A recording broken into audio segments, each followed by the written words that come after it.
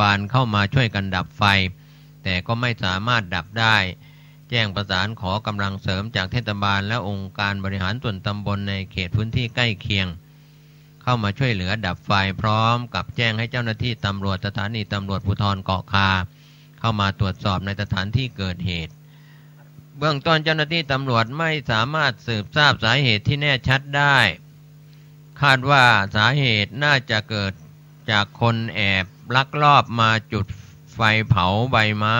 หญ้าแห้งบริเวณนอกพื้นที่รอบบ่อขยะแล้วเกิดไฟลุกลามเข้ามายังบ่อขยะอาจเป็นการจุดไฟเพื่อกันแกล้งเจ้าหน้าที่หน่วยงานเพราะเหตุที่เกิดขึ้นเป็นช่วงหัวค่ำหลังเลิกงานและไม่มีคนเฝ้า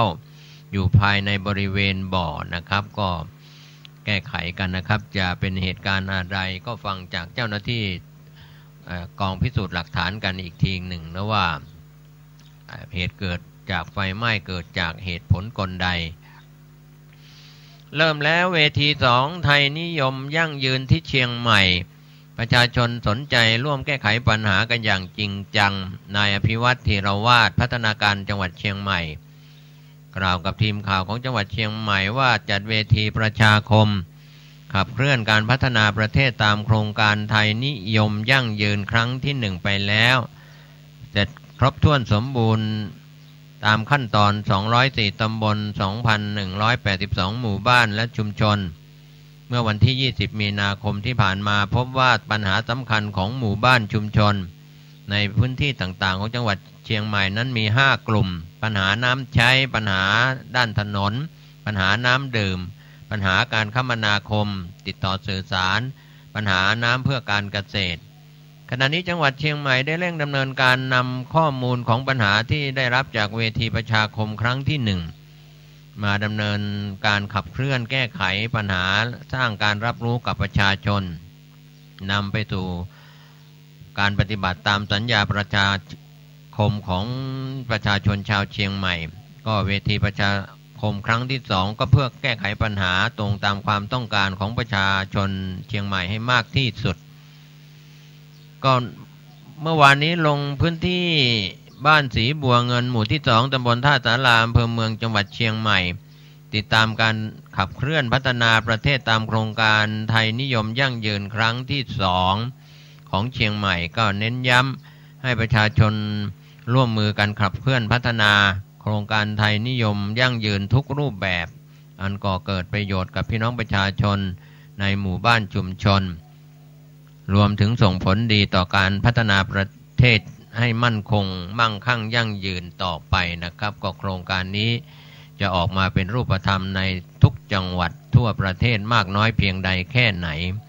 โครงการอาจจะสวยหรูนะครับแต่ว่าในภาคปฏิบัติลงจริงๆต้องสิ้นเปลืองงบประมาณมากน้อยแค่ไหนกับภาษีของประชาชน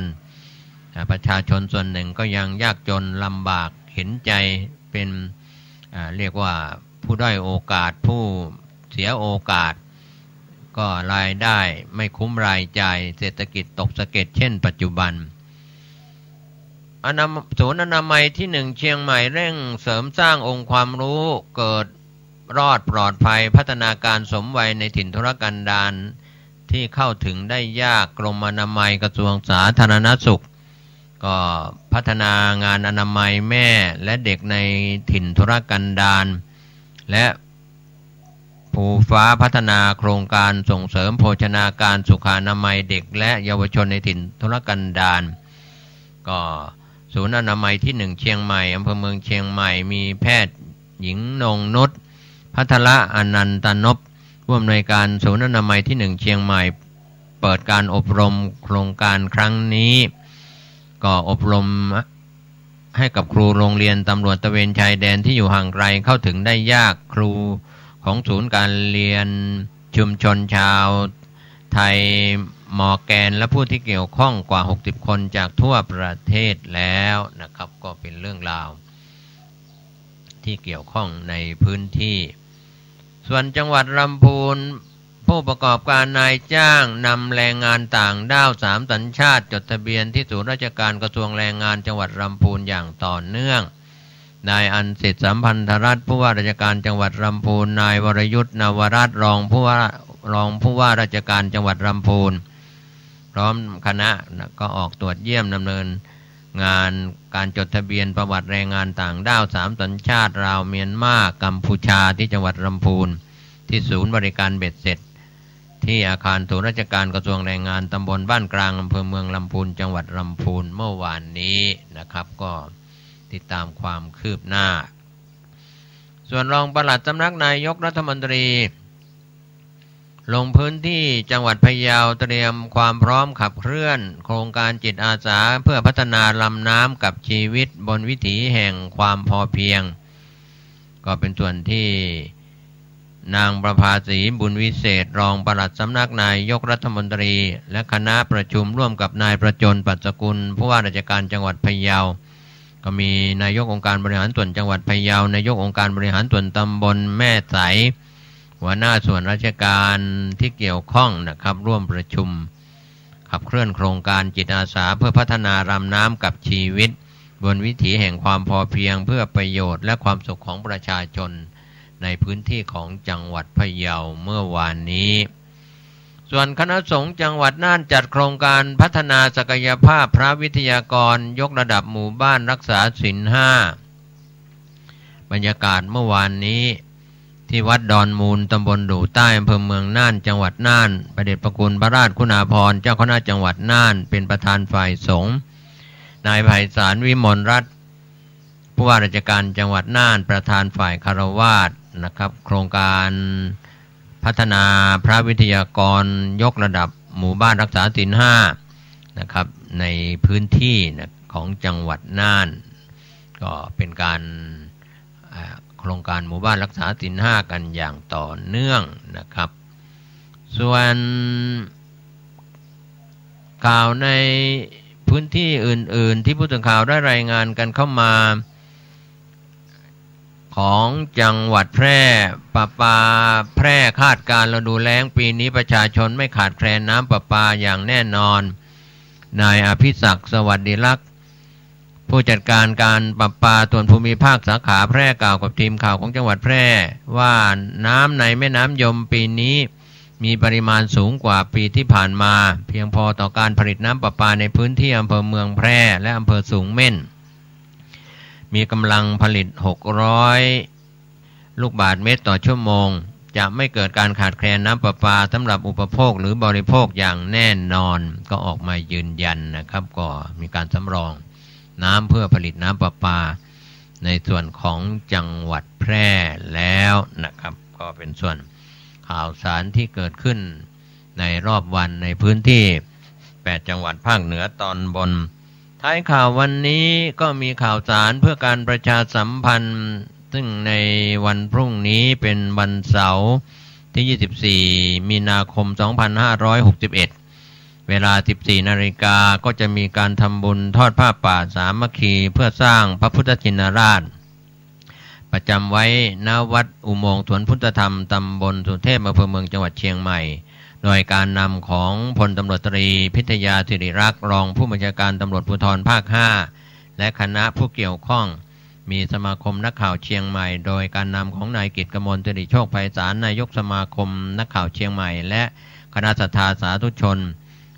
ที่ได้รับรู้รับทราบกันในวันพรุ่งนี้มีการทำบุญทอดผ้าป่าสามัคคีปัจจุบันก็มีหลวงพ่อพระครูสุขันตศิลป์เป็นเจ้าวาดวัดอุโมงค์สวนพุทธธรรมเป็นอดีตเจ้าคณะตำบลสุเทพเขต 2นะครับก็เป็นประธานสงฆ์ที่จะได้รับผ้าป่ากันในวันพรุ่งนี้เชิญชวนท่านที่ไปร่วมทำบุญทอดผ้าป่าเวลา 14 นาฬิกาณวัดอุโมงค์สวนพุทธธรรมก็มีพลตำรวจตรีพิทยาสิริรักษ์รองผู้บัญชาการตำรวจภูธรภาค 5เป็นประธานฝ่ายคฤหัสถ์ร่วมกับผู้ใจบุญทุกท่านทุกฝ่ายที่จะไปร่วมกันในวันพรุ่งนี้เพื่อสร้างพระพุทธรูปพระชินราชไว้ณวัดอุโมงค์สวนพุทธธรรมเพื่อกราบไหว้สักการะบูชาส่วนอีกงานหนึ่งซึ่งทางศรัทธาของวัดใหม่ห้วยทรายฝากข่าวสารเพื่อการประชาสัมพันธ์กันเข้ามาด้วยวันอาทิตย์ที่25มีนาคมนี้ช่วง เช้าก็จะมีพิธีทำบุญเสริมชะตากับถวายกับพระอธิการบุญเพ็งปิยธรรมโมและร่วมพิธียกฉัตรพระพุทธรูปในวิหารของวัดใหม่ห้วยทรายตำบลสุเทพอำเภอเมืองจังหวัดเชียงใหม่มีเจ้าภาพเจ้ากันและคณะศรัทธาของวัดใหม่ห้วยทรายทุกหลังคาเรือนร่วมกันเป็นเจ้าภาพก็มีพระเถระครูบาอาจารย์ที่ได้กราบรัตนานิมนต์ในพิธีตั้งแต่ช่วงเช้า9 นาฬิกาเป็นต้นไปนะครับก็เชิญชวนศรัทธาสาธุชนทั้งหลายร่วมงานบุญนี้ที่วัดใหม่ห้วยทรายตำบลสุเทพอำเภอเมืองจังหวัดเชียงใหม่วันอาทิตย์ที่25 มีนาคมช่วงเช้า9 นาฬิกาเป็นต้นไปโดยพร้อมเพรียงกันเมื่อวานนี้ก็เป็นการถ่ายทอดเสียงการประชุมพระสังฆาธิการระดับวัดของคณะสงฆ์จังหวัดเชียงใหม่ก็ได้รับเมตตาธรรมจากพระเดชพระคุณพระวิสุทธิวงศาจารย์เจ้าคณะใหญ่หนเหนือพระเดชพระคุณพระพรหมเสนาบดีเจ้าคณะภาค7วัดปฐุมคงคาพระเถรานุเถระทุกฝ่ายร่วมประชุมรับทราบนโยบายกันที่วัดพระธาตุศรีจอมทองวรวิหารตำบลบ้านหลวงอำเภอจอมทองจังหวัดเชียงใหม่ได้รับเมตตาธรรมจากพระเดชพระคุณหลวงปู่พระพรหมมงคลหลวงปู่ทองสิริมังคโรไฝปัตนานะครับได้อำนวยความสะดวกด้านสถานที่ในการประชุมพระสังฆาธิการระดับวัดก็มีเจ้าคณะจังหวัดรองเจ้าคณะจังหวัดที่ปรึกษาเจ้าคณะภาคที่ปรึกษาเจ้าคณะจังหวัดและผู้เกี่ยวข้องเจ้าคณะอำเภอรองเจ้าคณะอำเภอเจ้าคณะตำบลรองเจ้าคณะตำบลแล้วก็ท่านเจ้าวาดรองเจ้าวาดผู้ช่วยเจ้าวาดก็พร้อมเพรียงกันประชุมผ่านพ้นไปด้วยดีเมื่อวานนี้ที่วัดพระธาตุศรีจอมทองวรวิหารก็กราบนมัสการขอบคุณอาจารย์พระครูสมุวิศวัตรวรกิจโจผู้อำนวยการสถานีลิงก์สัญญาณถ่ายทอดเสียงการประชุมพระสังฆาธิการระดับวัดของคณะสงฆ์จังหวัดเชียงใหม่ผ่านพ้นไปพร้อมกับคลื่น FM 96 เมกะเฮิรตซ์ของวัดพระธาตุดอยสุเทพตำบลสุเทพอำเภอเมืองจังหวัดเชียงใหม่นะครับก็เป็นงานที่ผ่านพ้นไปแล้วก็อนุโมทนาสาธุกับการประชุมรับทราบนโยบายก็เป็นส่วนที่เมตตาธรรมของพระสังฆาธิการระดับวัดในพื้นที่จังหวัดเชียงใหม่มากกว่า 1,200-1,300 วัดนะครับเป็นจำนวนมากรวมทั้งสำนักสงฆ์ด้วยครับวันนี้เวลาของรายการข่าวหมดเวลาลงขอบคุณเครือข่าย FM 104.50 เมกะเฮิรตซ์สถานีวิทยุพระพุทธศาสนาเพื่อการศึกษาและวัฒนธรรม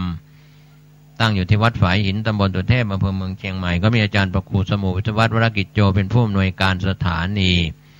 ลิงก์สัญญาณไปยังสถานีวิทยุชุมชนโคนาน้อยอำเภอนาน้อยจังหวัดน่าน FM 91.50 เมกะเฮิรตซ์ก็มีอาจารย์พระครูตุจินนันทธรรมเป็นผู้อำนวยการสถานีพร้อมคณะกรรมการบริหารฝ่ายบรรพชิตคฤหัสถ์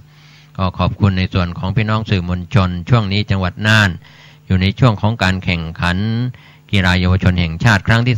34น่านเกมนะครับก็ส่วนใหญ่ก็จะถ่ายทอดเสียงในพื้นที่การกีฬาข่าวกีฬาของจังหวัดน่านจากศูนย์เพชรเซ็นเตอร์ในช่วงนี้จนถึงวันที่29มีนาคมกับงานการแข่งขันกีฬาเยาวชนแห่งชาติครั้งที่34ซึ่งทางจังหวัดน่านเป็นเจ้าภาพน่านเกมนะครับก็ขอบคุณในส่วนของท่านผู้ชมและท่านผู้ฟังขอบคุณเครือข่ายไลฟ์บล็อกเฟซบุ๊ก YouTube เว็บไซต์ไลน์สดต่างๆนะครับที่รวมไปถึงวิทยุออนไลน์ในเครือข่ายต่างๆด้วยความขอบคุณนะครับวันนี้ถือว่าก็ทำหน้าที่เป็นกระจกเงาของสังคมติดตามข่าวสารทั้งทุกช่องทางรวมไปถึงข่าวโซเชียลมีเดียต่างๆขอทุกคนทุกท่านปฏิบัติภารกิจสุขกายสุขใจวันนี้และวันหน้าโชคดีดูแลสุขภาพของตัวท่านเองสวัสดีครับ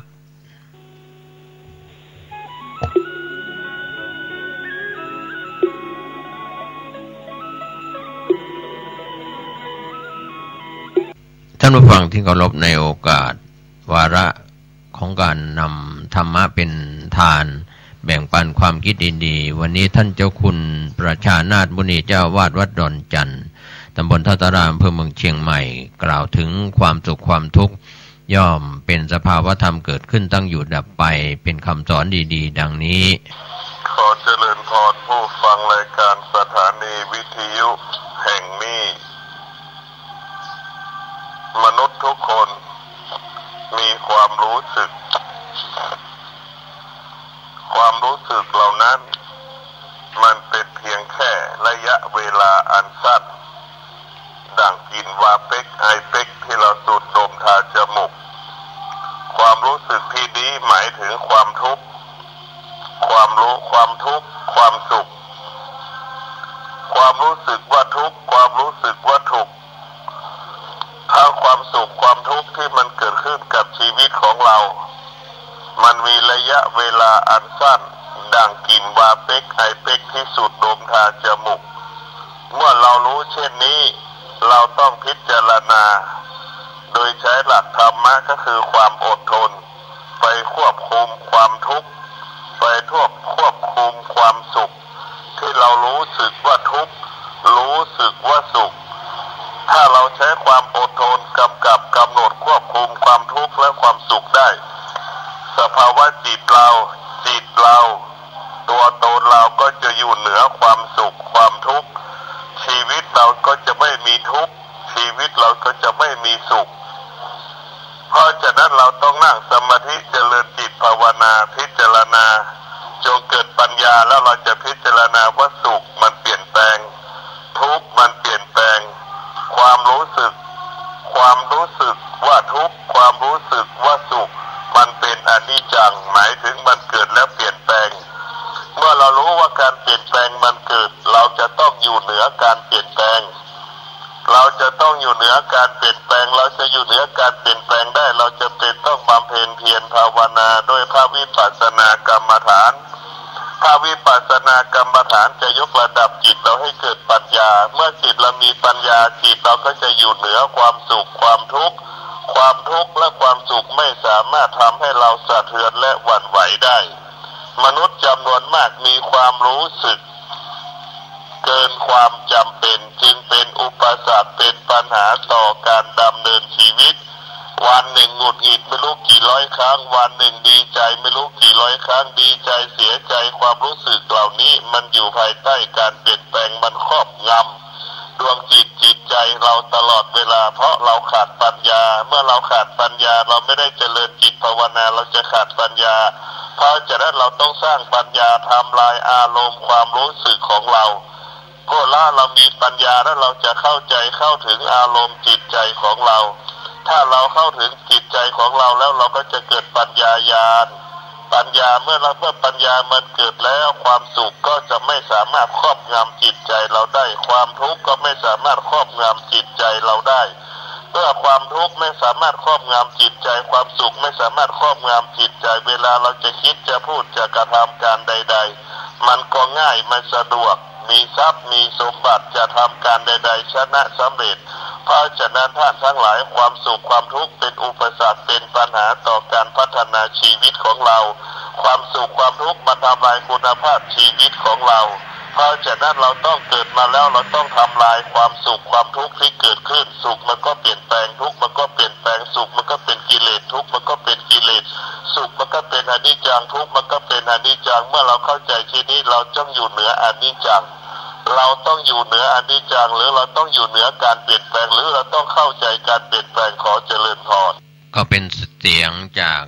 ท่านเจ้าคุณประชานาถมุนีเจ้าวาดวัดดอนจันทร์ท่านได้มีธรรมเมตตากล่าวเรื่องของความสุขความทุกข์เป็นทุกขังอนิจจังอนัตตา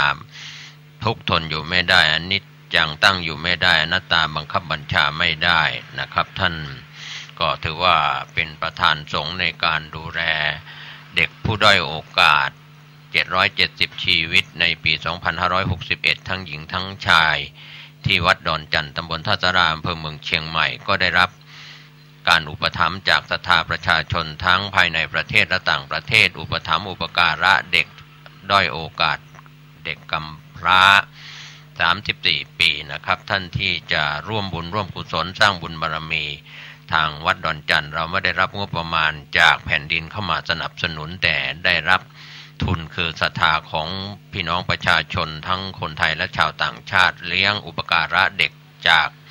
ปีแรกจนถึงปีนี้เป็นปีที่34ด้วยความเมตตาอุปถัมภ์นะครับสร้างคนสร้างชาติสร้างพัฒนาจิตใจของเยาวชนวันนี้ก็จะเป็นผู้ใหญ่ที่ดีในวันข้างหน้าข ขอให้ท่านได้บุญได้กุศลสุขกายสุขใจโดยทั่วหน้ากัน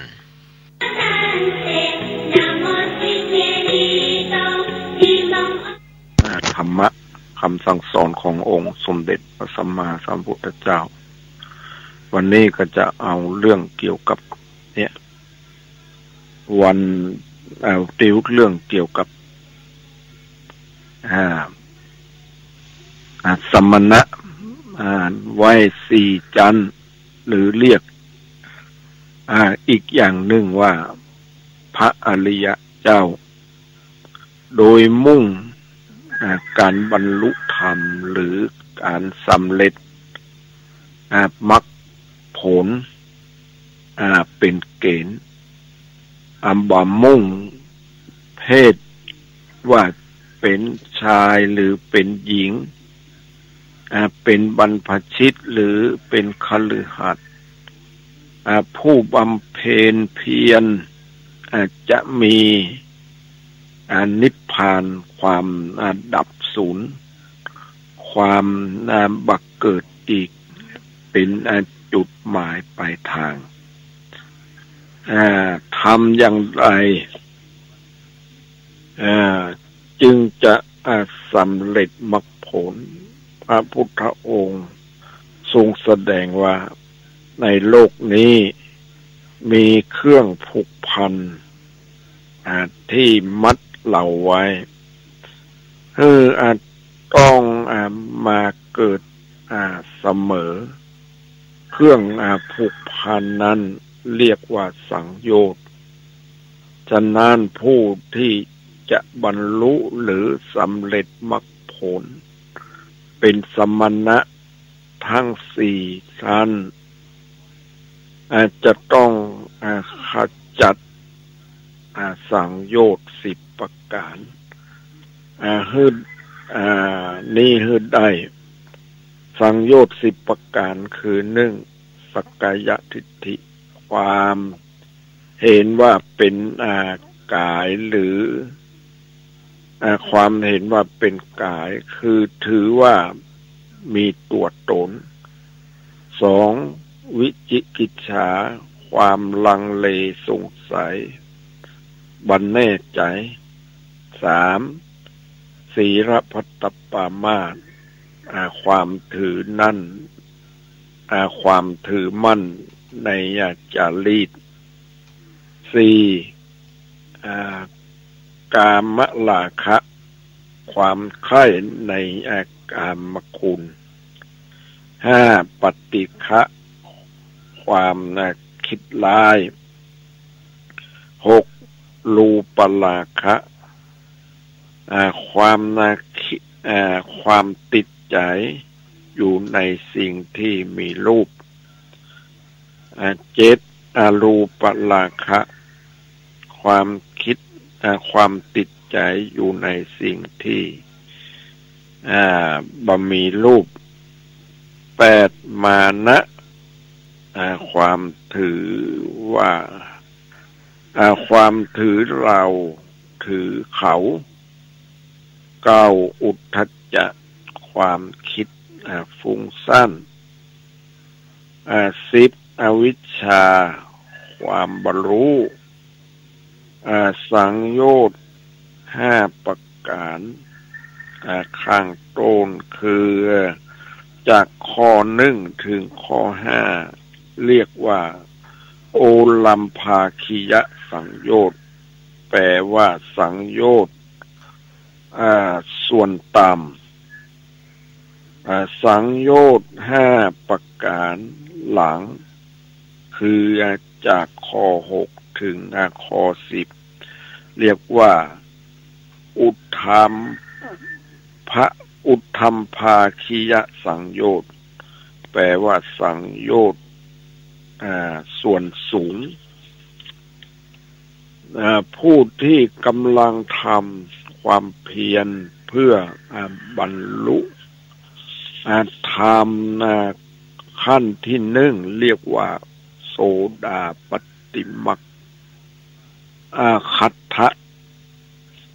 แปลว่าผู้กำลังอยู่ในโสดาปัตติมรรค เมื่อบรรลุแล้วเรียกว่าได้โสดาปฏิผลเป็นสมณะขั้นที่หนึ่งพระโสดาหรือเรียกอีกอย่างหนึ่งว่าโสดาปฏิภัลลัตถะแปลว่าผู้ตั้งอยู่ในโสดาปฏิผลพระโสดาบันเป็นผู้มีดวงตาเห็นธรรมสามารถขจัดสังโยชน์สามคือสักกายทิฏฐิวิจิกิจฉาสีลัพพตปรามาสออกไปจากดวงใจเป็นสมุทเฉทประหารการละอย่างเด็ดขาด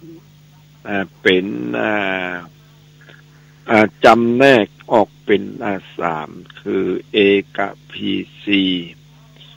คือท่านผู้ที่มีอัตภาพอีกครั้งเดียวก็จะบรรลุเป็นพระอรหันต์สองโกลังโกละแปลว่าจากตระกูลสู่ตระกูลคือท่านยังต้องเกิดอีก 2-3 ครั้งก่อนจึงจะบรรลุเป็นพระอรหันต์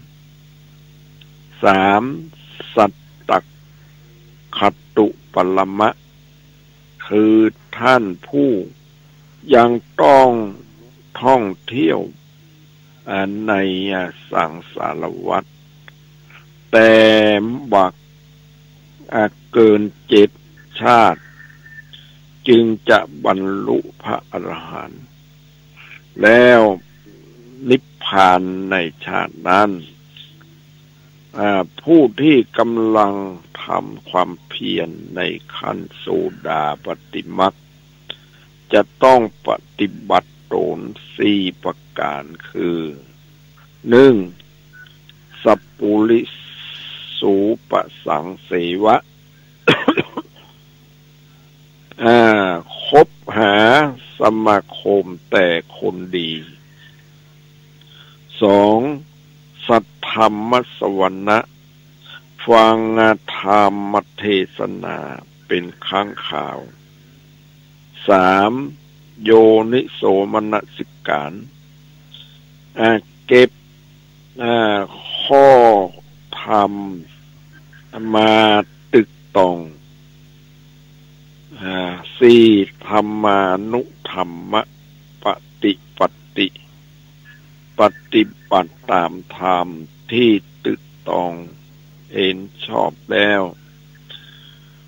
เมื่อบรรลุพระโสดาบันแล้วจะมีคุณสมบัติดังนี้คือ 1. มีศรัทธามั่นคงในพระรัตนตรัยคือพระพุทธเจ้าพระธรรมพระสงฆ์บ่เปลี่ยนแปลงบ่ว่าจะด้วยเหตุใดก็ตาม 2. มีศีล 5 ประการของท่านเกิดพร้อมกับมรรคจึงเป็นสมุทเฉทวิรัติสมบูรณ์เต็มที่ 3. บัตธรรมอนันตริยกรรม 5. และ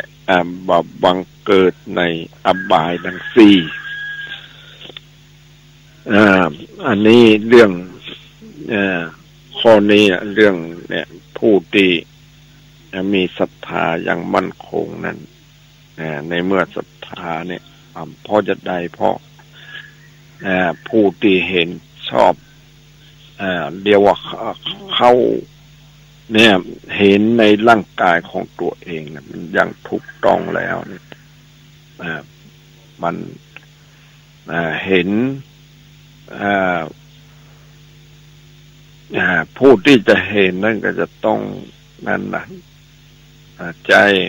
ในการเจริญสติปัฏฐานพิจารณากายพิจารณาเวทนาพิจารณาจิตพิจารณาธรรมเนี่ยการฝึกฝนอบรมเนี่ยต้องฝึกฝนอบรมเนี่ยเปื่อนเฮอเนี่ยเรียกว่าอันดับแรกเนี่ยจะต้องสมาทานเอาศีลซะก่อนอย่างนั่นก็อย่างน้อยก็ต้องศีล 5ศีล8หรือว่าอุโบสถศีล10ศีล227เนี่ยอันนี้ต้องเฮอมีศีลซะก่อนนะในเมื่อมีตั้งอยู่ในศีลแล้วเนี่ยมันเป็นระเบียบอย่างนึงแล้วก็พยายามฝึกให้มันฝึกให้มันหันในร่างกายของตัวเราเนี่ยในเมื่อหันแล้วนี่ในร่างกายของตัวเราเนี่ยศรัทธามันจะเพิ่มขึ้นอันนี้เรื่องการฝึกฝนเนี่ยเพราะว่าหันตามความเป็นจริงแล้วก็ศรัทธามันก็มีพลังขึ้นมีความเชื่อพระพุทธพระธรรมพระสงฆ์อย่างนั้นอย่างประหวั่นไหวอันนี้ผู้ฝึกเนี่ยอันนี้เรื่องการฝึกฝนการประพฤติปฏิบัติอันนี้เรื่องเกี่ยวกับการเจริญสติปัฏฐานเนี่ยสมณะข้อที่2ผู้ที่สำเร็จโสดาปัตติผลแล้วกำลังทำความเพียรเพื่อบรรลุขั้นที่2เรียกว่าสักกทาคามิมัคคัตถะแปลว่ากำลังอยู่ในสักกทาคามิมัคเมื่อบรรลุแล้วเรียกว่าสักกทาคามิผลเป็นสมณะขั้นที่2คือสักกทาคามีหรือเรียกอีกอย่างหนึ่งว่าสักกทาคามิมัคสักกทาคามิพลัตถะแปลว่าผู้ตั้งอยู่ในสักกทาคามิผลเนี่ยพระสักกทาคามีท่านบ่ได้ขจัดสังโยชน์เพิ่มขึ้นจากท่านบ่ได้กำจัดสังโยชน์เพิ่มขึ้นจากพระโสดาบันแต่เป็นผู้ทำเนี่ยราคะโทสะโมหะเบาบางลงท่านจึงมาเกิดอีก2 ครั้งในสวรรค์ครั้งหนึ่งในโลกมนุษย์ครั้งหนึ่งแล้วก็นิพพานคำว่าสักกทาคามิแปลว่ากลับมาอีกหมายความว่าต้องกลับมาโลกมนุษย์อีกครั้งหนึ่งสมณะขั้นที่3ผู้ที่สำเร็จสักกทาคามิผลแล้วกำลังทำความเพียรเพื่อบรรลุธรรมขั้นที่3เรียกว่าอนาคามิมัคคัตถะแปลว่ากำลังอยู่ในอนาคามิมัคเมื่อบรรลุแล้วเรียกว่าอนาคามิผลเป็นสมณะขั้นที่3คือพระอนาคามีหรือเรียกอีกอย่างหนึ่งว่าอนาคามีอนาคามิพลัตถะแปลว่าผู้ตั้งอยู่ในอนาคามิผล พระอนาคามีเป็นผู้ที่ขจัดสังโยชน์เพิ่มขึ้นอีก2 ประการคือกามราคะปฏิฆะรวม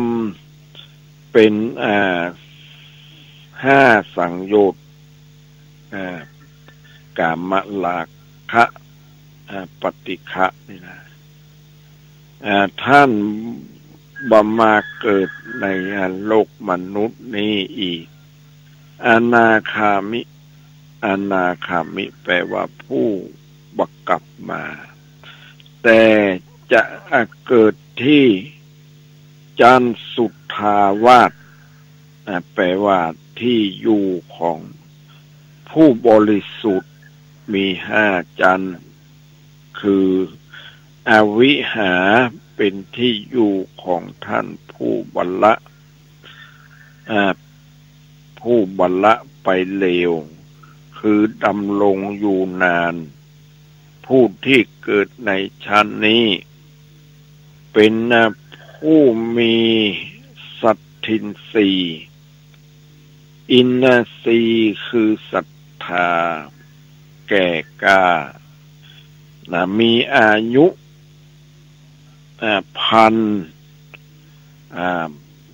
มีอายุพันมหากัป2อัตตปาคือเป็นอัตตปาเป็นที่อยู่ของท่านผู้บ่เดือดร้อนกับใครผู้ที่เกิดในชั้นนี้เป็นผู้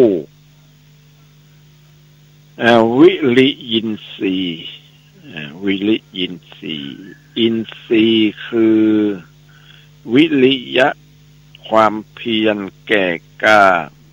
เป็นพิเศษมีอายุ 2,000 มหากัป3สุทัสสะเป็นที่อยู่ของท่านผู้ปรากฏ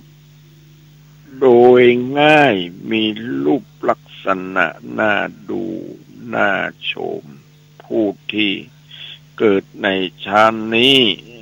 เป็นผู้มีสตินทรีย์คือเป็นผู้มีสติดำรงมั่นคงมีอายุ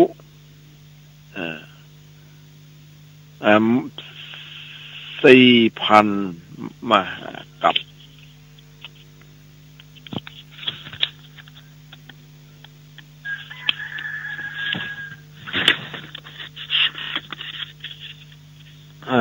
อันแล้วก็5สุทัสสีเป็นที่อยู่ของท่านผู้เห็นได้โดยง่ายผู้ที่เกิดในชั้นนี้เป็นผู้สมาธินสีคือผู้ที่มีสมาธิแก่กล้าอายุ 8,000 มหากัป5อกนิฏฐาเป็นหน้าที่อยู่ของท่านผู้ที่บ่มีลักษณะหรือเป็นผู้สูงสุดเพราะอุบัติด้วยอำนาจของปัญญาคือปัญญินทรีย์มีปัญญินทรีย์แก่กล้ามีอายุ 16,000 มหากัปอนาคามีทั้ง6 ประเภทเป็นผู้อุบัติในสถานที่นั้นแล้วก็จะนิพพานในสถานที่นั้นเองการนิพพานของพระอนาคามี5 ประเภทค ท่านกำลังติดตามรับฟังสถานีวิทยุกระจายเสียงพระพุทธศาสนาแห่งชาติและสังคมคลื่นเพื่อการศึกษาพระพุทธศาสนาและวัฒนธรรมระบบ FM 104.5 เมกะเฮิรตซ์รายการต่อไปเป็นรายการเสียงธรรมจากวัดศรีโสดา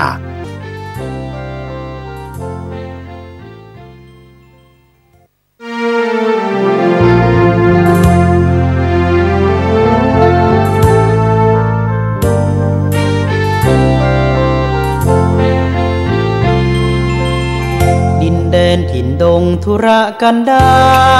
รมีนามเรียกขานของศิษย์พระตถาคต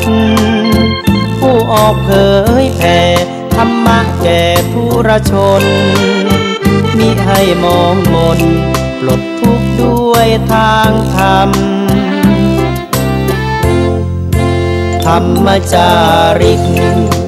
ธรรมจาริกธรรมจาริกถึงอยู่กลางป่าหรือว่ายอดดอยท่านไม่เคยถอยเฝ้าคอยชี้นำให้ใช้ธรรมะขององค์พระพุทธธรรมให้ใจสุขล้ำน้อมนำทำกรรมดีธรรมจาริกธรรมจาริกธรรมจาริกเร่งพัฒนาการอยู่การกินให้มีชีวิตสุขสันต์เปรมปรีพบแสงสว่างส่องทางสร้างความดีให้มีความสุขความทุกข์หายไปธรรมจาริกธรรมจาริกธรรมจาริก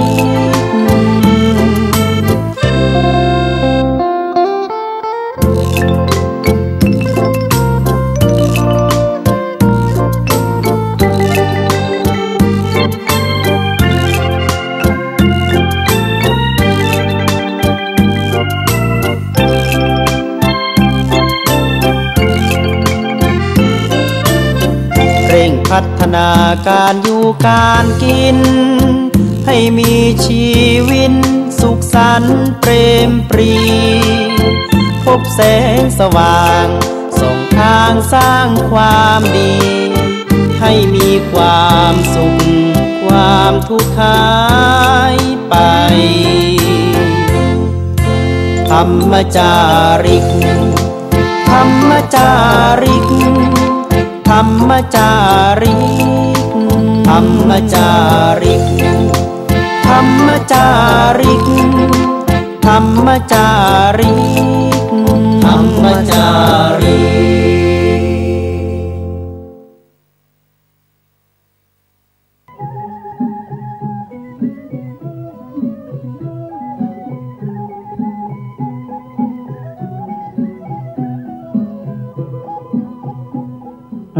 ขอ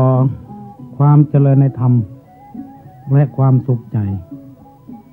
บังเกิดมีแก่ท่านสาธุชนผู้รับฟังรายการปาฐกถาธรรมพิเศษแบบประยุกต์ทุกท่านพระธรรมเทศนาเป็นเรื่องของจิตของใจถ้าจิตใจของคนเฮานี้บ่เอ็นเอียงมีจิตใจแน่วแน่ทำงานเป็นผลสำเร็จบางคนยังคิดใจว่าคนรวยคือคนดีคนมียศถาบรรดาศักดิ์คือคนดีและคนที่จบปริญญามานักเป็นคนดีซึ่งเอาสถาปนากันว่าเป็นผู้ดีความจริงแล้วผู้ดีที่ดีที่สุดที่ถูกต้องที่สุดคือคุณมีคุณธรรมบ่จำเป็นต้องรวยก็เป็นคนดีได้บ่จำเป็นต้องจบปริญญาก็เป็นคนดีได้และบ่จำเป็นจะต้องมียศถาบรรดาศักดิ์ก็เป็นคนดีได้อย่างกับเฮาได้ท่านทั้งหลายได้หูเรื่องหูราวของครูบาเจ้าศรีวิจัย และรู้เรื่องกรุงราวของหลวงปู่แหวนที่เขาเคารพสักการะบูชาเมื่อเขาเอาสองท่านนี้มาเป็นอุทาหรณ์เป็นตัวอย่างเขาจะหันว่าครูบาเจ้าศรีวิจัยก็ไม่ได้จบปริญญาและไม่ได้จบมหาประโยคใดประโยคหนึ่งหลวงปู่แหวนก็ไม่ได้จบแล้วครูบาเจ้าศรีวิจัยก็ไม่ได้เป็นคนร่ำคนรวยมีเงินเป็นหมื่นล้านพันล้านแสนล้านเป็นเจ้าของกิจกรรมเนี่ยหลวงปู่แหวนก็เช่นเดียวกันหรือว่าบางคนมียศถาบรรดาศักดิ์ท่านสององค์นี้ก็ไม่ได้ยกย่องเป็นมียศถาบรรดาศักดิ์เป็นพระครูเป็นท่านปลัดเป็นท่านสมุเป็นพระบดิกาหรือว่าเป็นเจ้าคุณเป็นอย่างสักอย่างเป็นหลวงปู่เป็นครูบาแต่ทำไมสองท่านนี้จึงมีคนยกย่องสรรเสริญมากทั้งที่บ่มีสองสามอย่างนี้คือยศถาบรรดาศักดิ์และทรัพย์สมบัติตลอดถึงมีจบถึงขนาดปริญญามาเพราะท่านมีคุณธรรมเพราะฉะนั้นคุณธรรมเนี่ยยังมีความจำเป็นอย่างมากสำหรับคนเฮาอย่างยิ่งสุดแล้วแต่เฮาจะเป็นคนดีของไผสมมติว่าเวลาเนี้ยเฮามีแม่หญิงมีแฟนเป็นผู้ชายอย่างนี้เฮาจะเป็นคนดีของแฟนของเฮาอย่างไรมีวิธีใดที่จะคือแฟนได้ติดอกติดใจแล้วเฮาเป็นผู้ชายเฮามีแม่หญิงเป็นแฟนเฮาอย่างไรให้เพิ่นเปิงอกเปิงใจเฮาเนี่ยเขาพยายามทำตัวให้ดีที่สุดสำหรับคนนั้นไปส่งเผียบ้านเผียจองเพิ่นซื้อนั้นซื้อนี้มาให้เพิ่นพ่องเป็นของขวัญเอาอกเอาใจกันเนี่ยอันนี้คือการสร้างคุณธรรมละสร้างคุณธรรมละหมายก็ว่าเชื่อใจกันเชื่อมือกันสินค้าอย่างต่างๆเนี่ยซื้อหนึ่งอีกแถมหนึ่งอย่างหมูเนี่ย แล้วมันเป็นการสร้างคุณธรรมมือกันมันก็ติดอกติดใจกันว่าลูกค้าอย่างลูกค้าจะติดกับร้านเป็นจะได้ก็ทางร้านก็พยายามทำดีที่สุดเพื่อจะให้ลูกค้าได้ติดเนี่ยหัวหน้าดีหัวหน้าอย่างนี้ได้ให้ลูกน้องได้เคารพนับถือก็ทำให้ดีที่สุดอันนี้คือคุณธรรมมันเป็นเรื่องของทางจิตทางใจบางทีเราทำไปแล้วเขาอาจจะไปเผลอไปทำมาถูกต้องคนเขานี่มีโอกาสแก้ตัวได้เพราะฉะนั้นปาฐกถาธรรมที่จะเล่าให้ท่านทั้งหลายฟังเวลานี้เรื่องการกลับใจคำว่ากลับนี่เป็นภาษาไทยภาษาเมืองเขาว่าปิกมาคืนมากลับมาอย่างนี้ใจเขานี่มันกลับได้ถ้าเขาคิดว่ามันบดีบดักแล้วเขาก็ควรจะกลับได้กลับมาสู่ในทางดี2 ปีที่ผ่านมาเอาเงินเอาทองก็ขวดไม่คงพอทุกไปเสี่ยง ลูกก็บ่ได้ห้ำได้เฮียนดีบึดย้ายโรงเรียน1บึดย้ายโรงเรียน1แล้วก็เอา2 ปีที่ผ่านมาไปนั่งสนามม้าไปเล่นม้าลูกก็บ่ได้ไปโรงเรียนจำเป็นต้องออกโรงเรียนเขาก็เล่นมา2 ปีแล้วการเวลาเปลี่ยนเครื่องพิสูจน์ถ้าโรยเขาก็โรยแล้วเขาคนจะกลับใจได้แล้วหันมาเล่นอย่างอื่นจากเล่นม้าเล่นหวยเล่นอะไรอย่างก็มาเป็นเล่นอย่างอื่นเอาไก่แจ้มาเล่นมันอย่างเนี้ยเพื่อนถึงคู่ประกวดกันหนุกประชันกันซื้อว่านซื้ออย่างมาเล่นวันนี้เพื่อนถึงแข่งกันอย่างหมูเนี้ยเล่นนกเขาแทนอะไรสิ่งหมูเนี้ยเขาเรียกเขากลับใจบางทีอาจจะดีขึ้นมาเฟื่องฟูขึ้นมาก็ได้ธรรมะสำหรับกลับใจนี่มีหลายอย่างหลายประการด้วยกันก่อนที่จะเล่าจะเอาธรรมะมาสู่ท่านทั้งหลายในศาสนาพุทธนี้อยากจะให้ขอเล่าเรื่องจริงที่เกิดขึ้นมาแล้ว 2,500 กว่าปีมาในสมัยเมื่อสมเด็จพระภูมิพระภาคเจ้ายังบัดเสด็จดับขันปรินิพพานเตื้อมีเมืองหนึ่งมีพระเจ้าแผ่นดินปกครองอันนี้เป็นเรื่องจริงนะที่เกิดมาแล้วได้ 2,500 กว่าปีมาแล้วพระเจ้าแผ่นดินผู้ปกครองเมืองนี้ชื่อว่าพระเจ้าประเสนทิโกศลพระเจ้าประเสนทิโกศลก็ปกครองแบบที่ว่าเนี่ยสมบูรณาญาสิทธิราชเนี่ยไพ่ฟ้าประชากรนะครับร่มเย็นเป็นสุขตั้งเสนามาแตนพระเนตรพระกันบ้านเมืองก็ร่มเย็นเป็นสุขมีข้าวน้ำปัจจัยอย่างก็อุดมสมบูรณ์ตลอดมาปรากฏการณ์ประหลาดว่าวันหนึ่งใกล้จะรุ่งแจ้งมามีแสงประหลาดเกิดขึ้นในอาวุธทุกชนิดในเมืองนั้นแปรปราบพระเจ้าประเสนทิโกศลสะดุ้งตื่นขึ้นมามันน่าอัศจรรย์ปืนทุกบอกมีแสงออกมาเหมือนกับแสงหิ่งห้อยกับแสงไฟฟ้ามันช็อตกันภาพเนี่ย ก็เลยห้องตื่นขึ้นมาก็ห้องอมาตย์เสนาบดีผู้ใหญ่เข้ามาประชุมแล้วพระองค์ก็ตั้งหัวข้อประชุมว่าเมื่อคืนที่แล้วเนี่ยใครเห็นอะไรบ้างกี่คนนั้นยกมือพร้อมกันหมดอาวุธทุกชนิดของข้าผู้ใดเจ้ามีแสงประหลาดขึ้นมาคนนี้ก็ว่าคนนี้ก็ว่ามันอะไรจะเกิดขึ้นในบ้านในเมืองเฮาเหตุอเพศอย่างจะเกิดขึ้นอันนี้มันเหตุอเพศจะเกิดขึ้นอย่างแต่ว่าวันซืนพระพุทธรูปหูดังแดงปะลึง คนก็ลือล่างไว้ต้องมีเหตุอย่างใดอย่างหนึ่งหูดังแดงนี่เป็นเหตุในทางดีไม่ทางดีคือจะมีสีมีสันอย่างเกิดขึ้นในบ้านในเมืองของเรา ขี้มูกย้อยนี่มันดีมันทำมือคนขายยาแก้วัดได้ขายหนักขึ้น ไม่ใช่มันบดดีอันนี้เหตุอเพศเกิดขึ้นอย่างเงี้ยก็ถามไปถามมามีอมาตย์คนหนึ่งยกมือไหว้ขอเดชะพญาพุนเก้าตามที่พระองค์อยากทราบว่าเหตุการณ์อย่างเกิดขึ้นในเวลานั้นเวลาที่แสงอาวุธเกิดขึ้นนั้นอันอย่างเกิดขึ้นคือเวลานั้นอมาตย์คนนั้นบอกว่าลูกของเพิ่นเกิดเวลานั้นพอดีนี่พอเกิดเวลานั้นก็แสงอาวุธทุกอย่างแปรปรับเป็นวับก็อัศจรรย์ก็เลยฮื้อปโลหิตนี่คือเป็นหมอเมื่อนะโหนราชสำนักนะโหนประจำพระองค์เนี่ยเพื่อดึงตั้งไว้หรอกพระราชาเสด็จไปที่ไหนเอาหมอเมื่อมาลงก่อนไปได้ก็ไปมันได้กันอย่างเงี้ยเพื่อต้องมีหรอกวิชาโหราศาสตร์เนี่ยเพื่อต้องถือกันหลายอย่างเพราะคนมันเป็นสามัญชนปุถุชนเขาบ่ใจพาลิญะเตือนถ้าพาลิญะนี่เปิ้นโป้นในอย่างบรูเสียงละเพราะว่าผีบดีเนี่ยเปิ้นสามารถยับผีมาบังคับได้อย่างเงี้ยเขานี่มีคาถาสักตัวว่าผีบดีกันเดียวลายแล้วนะขนาดตู้เจ้าเนี่ยโอ้ไม้สลีนี่มันเติกไว้ฟันเนี่ยบัดห้องบัดถามไปฟันตู้เจ้าเป็นปักบิดปักเบี้ยวจะหลาย อันนี้เขามาแปรมันหรอกอันนี้เขาบ่ใจพ่อทหารหรอกอันนี้บางทีไปเข้าใจผิดนะคิดว่าทำอย่างนี้มันถูกต้องเขาจะเพี้ยวจะทางให้มันถูกต้องแต่มันถูกจริงๆแต่ว่าเขาจิตใจของบุพพภาวะนั้นมันมีลูกขเทวดาหรอกเทวดารักษาต้นไม้นะบรรพตเทวดารักษาภูเขาอย่างอากาศเทวดา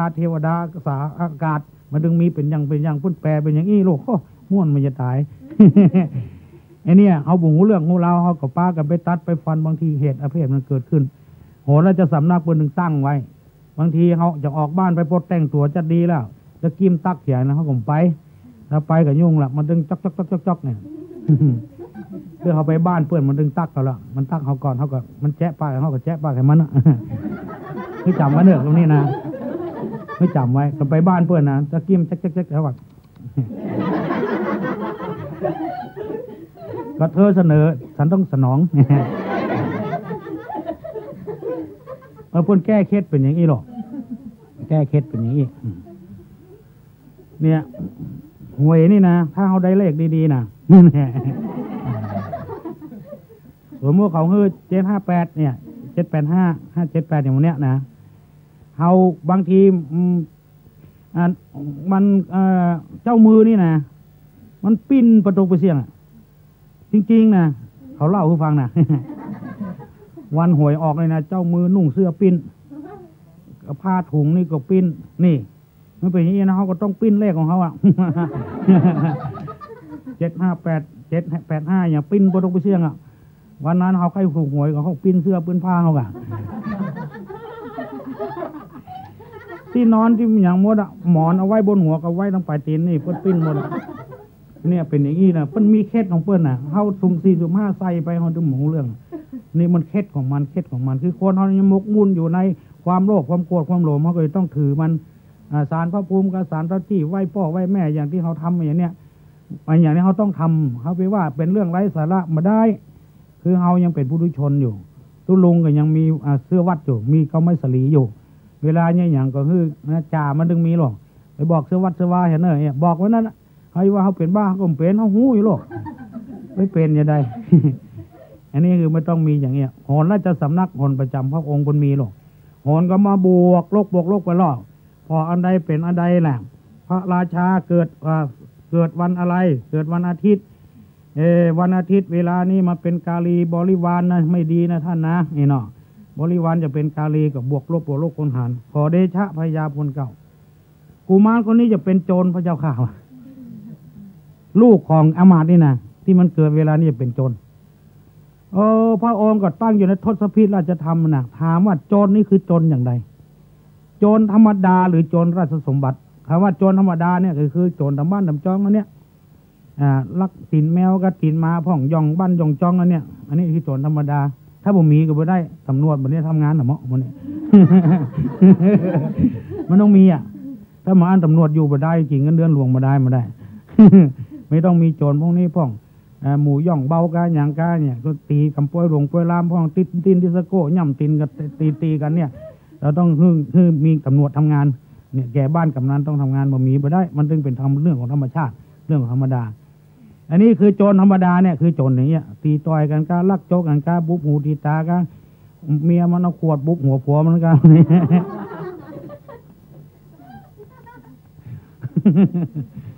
นี่อย่างมูเนี้ยมันแจ้งกันด่ากันมันเป็นธรรมดาละอะไรราชโจรราชสมบัตินี่ปล้นราชสมบัติคือหมายก็ว่าจะปฏิบัติวัดบัลลังก์เนี่ยคือหมายก็ว่าจะตั้งตัวเป็นกษัตริย์แทน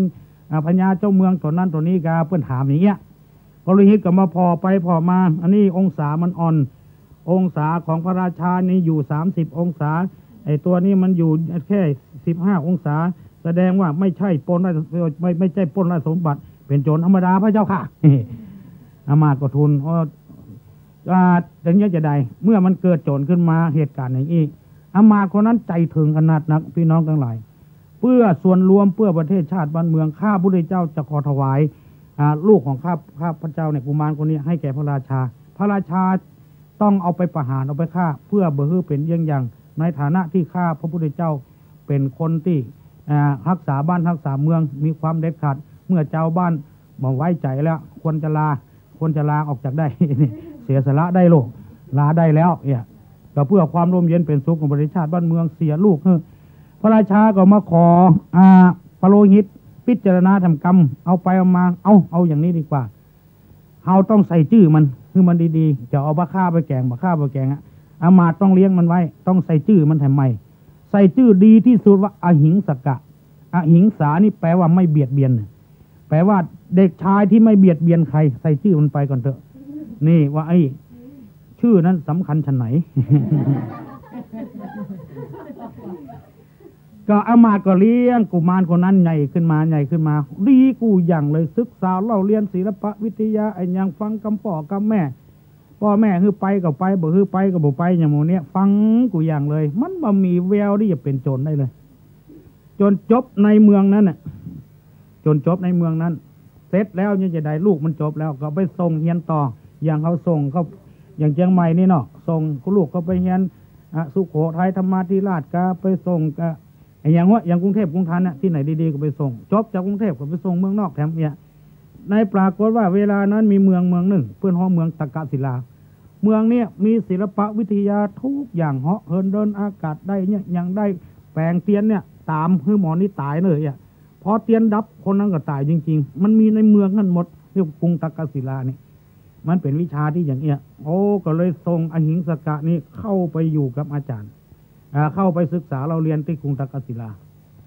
เฮียนก็เก่งจนที่แรกในอยู่หอเมืองเข้าครูบาอาจารย์หันว่าเด็กชายคนนี้อหิงสกะนี่มันดีก็เลยเอามาอยู่ในบ้านอาจารย์มือไปอยู่หอกินกับอาจารย์อยู่กับอาจารย์ปฏิบัติฮักอาจารย์อย่างพ่ออย่างแม่นี่บ่มียังสักอย่างที่เป็นดังเป็นพ้อยนึกว่าเรื่องมันจะดีขึ้นมาแล้วปรากฏการว่าคนเฮานี่ยังมีกิเลสอยู่นั่นก็คือหมู่นักศึกษาหมู่เดียวกันหันอาจารย์ไว้ใจเด็กชายคนเดียวซึ่งอย่างหมู่เนี่ยอย่างเฮาไปอยู่โดยเปิ้นก็ยังใจพ่องบ่ใจพ่องบางทีก็แจ้งก็ด่าอหิงสกะทำไมไม่ถูกด่าก็เกิดความอิจฉาขึ้นมานี่อิจฉาตัวเนี้ยท่านทั้งหลายมันเป็นตัวที่ทำลายโลกทำลายบ้านทำลายเมืองอย่างสารพัดอย่างบางทีก็คนเฮาอยู่บ่ได้ตุเจ้าเนี่ยบดีบดักเฮายังมาหันซักหน่อยเถอะแต่น่ะอาศัยที่เปิ้นว่าน่ะก็เลยว่าโดยเปิ้นสิ่งที่เปิ้นทำมาเป็นตัวเป็นตินที่ของหันสร้างวัดสร้างวาสร้างหันสร้างนี่สอนคนถึงบ้านถึงเมือง ตัวน้อยๆบ่ได้อายุ30 ปลายเนี่ยเอาคนนุ่งขาวห่มขาวเสี่ยงถึงบ้านถึงเมืองอันนี้เฮาเนี่ยบ่ใจว่าเป็นใจไผนะคือคนเอาต้องเอาใจเฮาเป็นกลางนะคือความดีที่ปรากฏขึ้นมายังมายุบเอามาสักหน่อยแล้วก็เอาความบดีน้อยเดียวไปใส่น้อยเดียวอย่างเงี้ยมันบ่ถูกต้องตามกฎของธรรมชาติเฮาจะว่าอย่างคือเปิ้นก็นึกถึงความดีของเปิ้นที่ไปสร้างมาพ่องบากุดแห่งเก่าถึงมันจะชั่วจะบดีก็ตามเด้อเฮาควรจะเอาความดีมายกย่องพ่องถ้าบางอันนะประเทศซาอุประเทศอย่างที่มีน้ำมันน่ะกลุ่มอาหรับมันจะยุบหมดอ่ะคือหมายความว่าที่มันยุบหมดเพราะอย่างมันดูดน้ำมันมามันก็อย่าเอาตึงดิบนั่นน่ะถ้าไปใส่รถมันก็พังหมดมันต้องดูดออกมาแล้วก็มากลั่นนี่ออกเทนสูงออกเทนต่ำเห็นหรอ มันดูดออกมาแล้วมันต้องแยกนะลองคิดพอเด้อเราเอามาใส่รถใส่เครื่องมันก็พังหมดใส่เครื่องบินมันก็พังหมดดูดออกมาแล้วมากลั่นอันนี้เป็นซูเปอร์อันนี้เป็นเบนซินธรรมดาอันนี้เป็นดีเซล อันนี้ติดเป็นน้ำมันดิบเป็นน้ำมันอะไรอย่างเอาได้ที่สุดมาจนในที่สุดมามีอย่างเอากากของมัน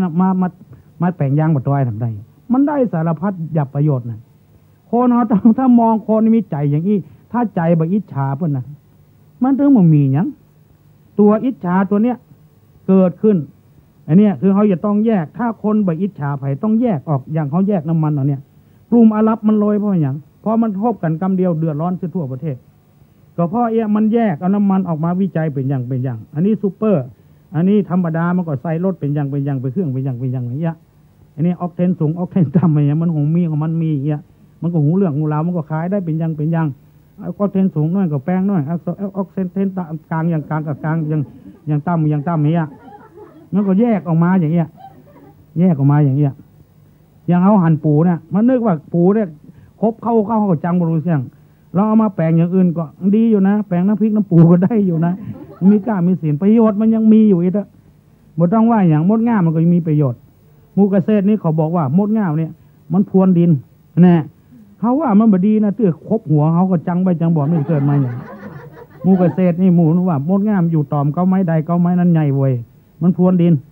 น้ำมันจะเข้าไปเนี่ยมันมีประโยชน์พวกเปิกไม่มีประโยชน์รู้เสียงถ้าเขามองอย่างนี้นะโลกเขาจะกระจ่างอันนี้มูนักศึกษาของที่อยู่รุ่นเดียวกันเนี่ยอิจฉาองคุลิมานแม่อยู่กับพิเศษกินกับพิเศษอย่างกับพิเศษมูเขาก็ตั้งกลุ่มกันขึ้นแล้วประท้วงวิธีประท้วงอย่างไรหาโทษว่าองคุลิมานเนี่ยที่ได้ดีกับอาจารย์เนี่ยเพราะใดเพราะเขาจะทำลายอาจารย์นี่ทำลายอย่างไรคือเขาจะฆ่าอาจารย์น่ะมันเอายาพิษไปใส่แกงวันหนึ่งอาจารย์กำลังจะกินข้าวอยู่รับประทานอาหารไอ้ตัวหนึ่งโล่นไปเปียกแขนอาจารย์นี่อาจารย์อย่าไปกินนะไอ้นี่องคุลิมานมันเอายาพิษมันเปลี่ยนไปบ่ได้มันเปลี่ยนไปบ่ได้ก็เดียวหมูนั่งกับมาบอกหมูนั่งกับมาบอกอาจารย์กันเลย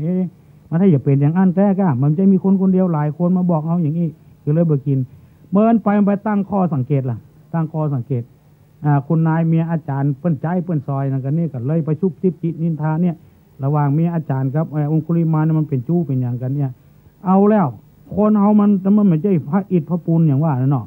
มาถูกยุยงเข้ายุงข้องอาจารย์ก็ใจความสังเกตมันจะฆ่ากูแท้รู้นี่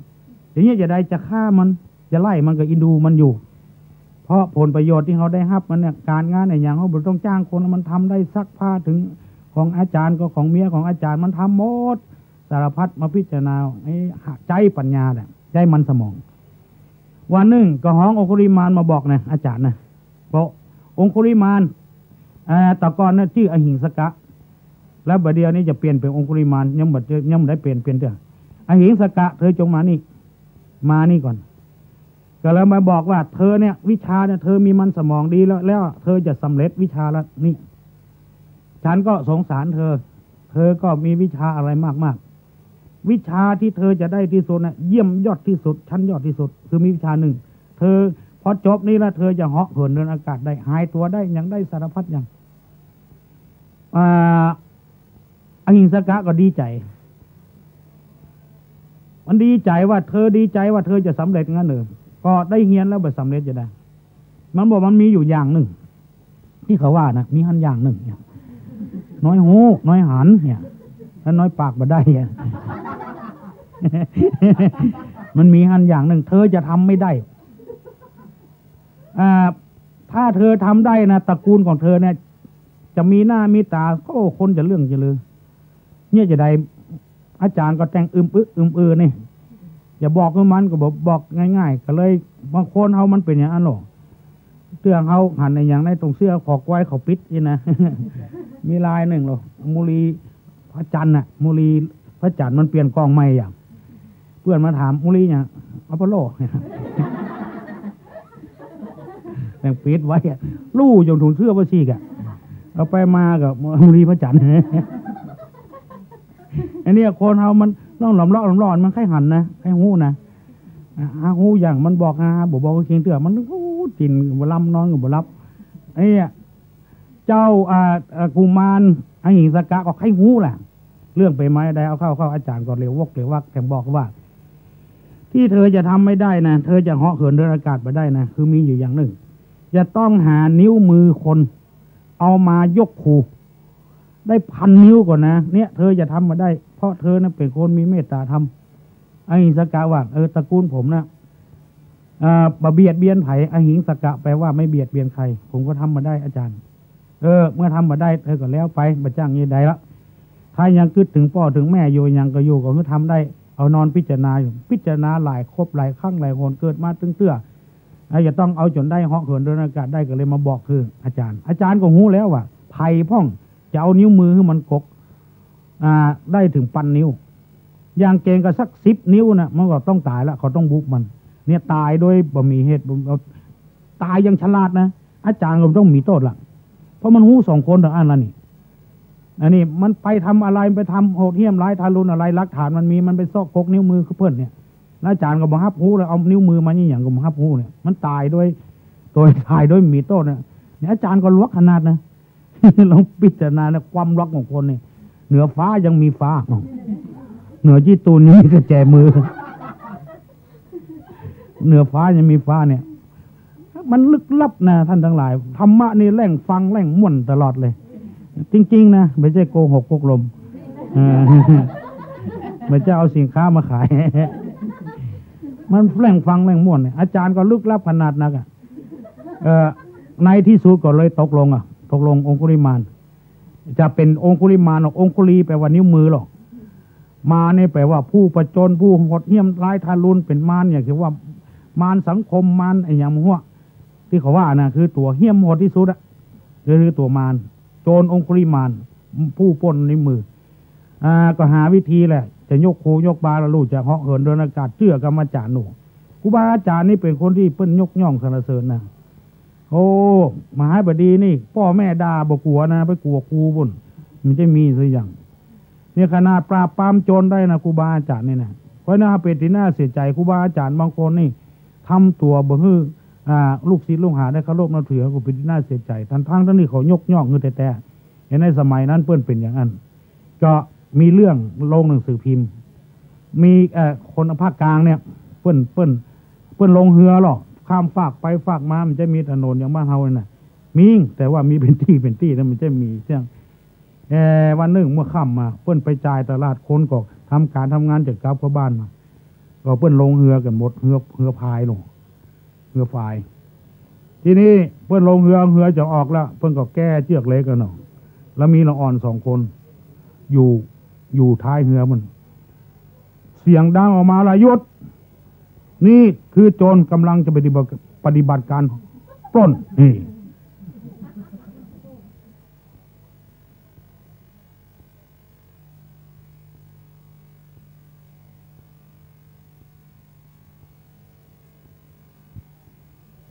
ละอ่อนกำลังจะปล้นมี2 คนมันบอกว่าหยุดนี่คือโจรกำลังจะปฏิบัติการปล้นมันว่าทุกคนอยู่ในความสงบห้ามขยับขยื่นมันก็จักมีดออกมามุสลิมแล้วมีคนหนึ่งเกิงคนกลางคนเนี่ยอายุประมาณสัก50 ปลายได้ยินเสียงนี้จำก็เนี่ยจะได้โจรกำลังปล้นคนอยู่ในหั่น20 กว่าคนแล้วจะเป็นเหยื่อของโจรหมดก็เลยเอิ้นไปเสียงนี้ฉันจำนะฉันจำว่าเป็นเสียงของนายจ้อยใช่หรือเปล่า นายจ้อยก็จำเสียงได้เหมือนกันอันนั้นของอาจารย์พลใช่หรือเปล่าใช่เธอกำลังจะทำอะไรลูกศิษย์ของอาจารย์บอกกองว่าดังอี้นั่นน่ะมันจำเสียงอาจารย์มันได้ครูมันได้2 คนมันบอกว่าขอโทษอาจารย์ปากันวิทย์ลงเรือหมดหมู่อยู่ในเรือนั่นสามารถรอดจากอันตรายทั้งปวงเลยทรัพย์สมบัติก็ต้องไปเสี่ยงสิอย่างอันนี้เกิดจากครูบาอาจารย์นี่เนี่ยมีประสิทธิภาพนะเพราะฉะนั้นลูกศิษย์ถ้าอาจารย์ว่าจะได้ลูกศิษย์ก็ถึงว่าอย่างนั้นถ้าอู้ถึงอาจารย์ไทยเขานะแล้วก็คนที่เฮียนก็คือคนไทยเขานี่พ่อแม่เขาสอนอย่างนั้นถ้าไปสอนคนอย่างอื่นมาได้ความเพื่อนมาได้สอนเรื่องกตัญญูกตัญญูอย่างเนี้ยก็มีลูกศิษย์อาตมาว่าเป็นครูนะเป็นเจ้าเขาไปสอนนักเรียนบนเจ้าเขามาสอนนักเรียนบวกเลขคณิตศาสตร์เนี่ย2 บวก 2เป็น4นักเรียนท่องอยู่ประจำ2 บวก 2เป็น4 2 บวก 2เป็น4แถมวันมันเปลี่ยนทำหลังมันเขียนเลข3ไว้เลข1บวกกันนักเรียนดูกระดาษนี่นะ3 บวก 1เป็น4นักเรียนพอหน้ากันมุกมากครูนี่วอกเงาบ่กาว่า2 บวก 2วันนี้3 บวก 1เป็น4นะบอกนี่มันด่าครูวอกนะเนี่ยมันก็บอกเรื่องว่าครูวอกนี่มันจะเป็นกรรมดีบ่ดีมันเข้าใจเพราะมันเฮียนมาจะใดเฮียนเป็นอย่างนั้นหรอเนี่ยเป็นอย่างนี้นะก็มีเราอ่อนมูเซอร์อยู่ตัววัดตัวตุลุงมันห้องไปปล้นไปบอกว่าอาจารย์อย่างเขาหมามาปล่อยกี่ตัว3 ตัวครับเป็นหมาอย่างหมาแม่ยิงวะ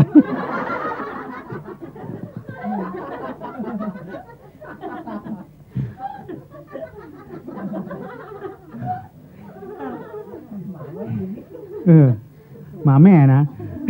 ว่าหมาไม่ยิงมันก็บอกว่ากำวอกเนี่ยมันจะว่าดีจังอย่างมาละอันนี้ก็เป็นอย่างนั้นนี่ครูบาอาจารย์ก็บอกคือองคุลิมานองคุลิมานก็ลงมือปฏิบัติการเลยหัวทีกับมันสมองอย่างนี้อู้ไปอู้มากับเอามีดนะไอ้บุ๋งเรื่องของเราหรอกเอามีด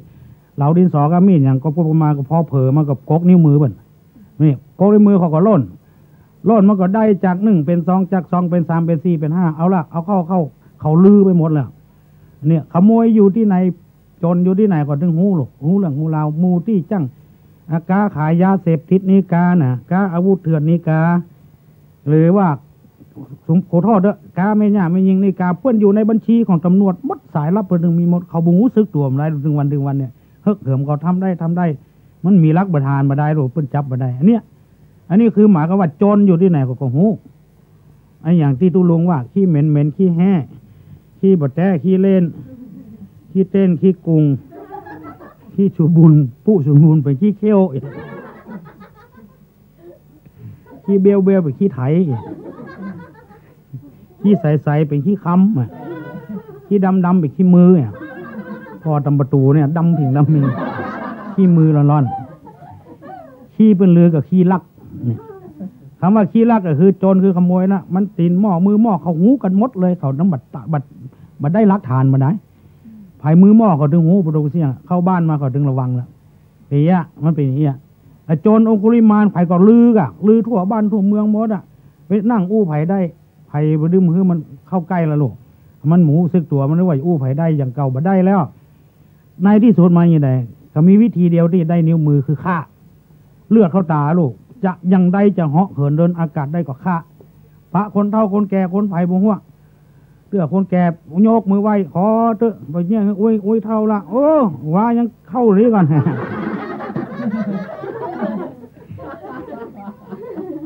ฆ่ามาละ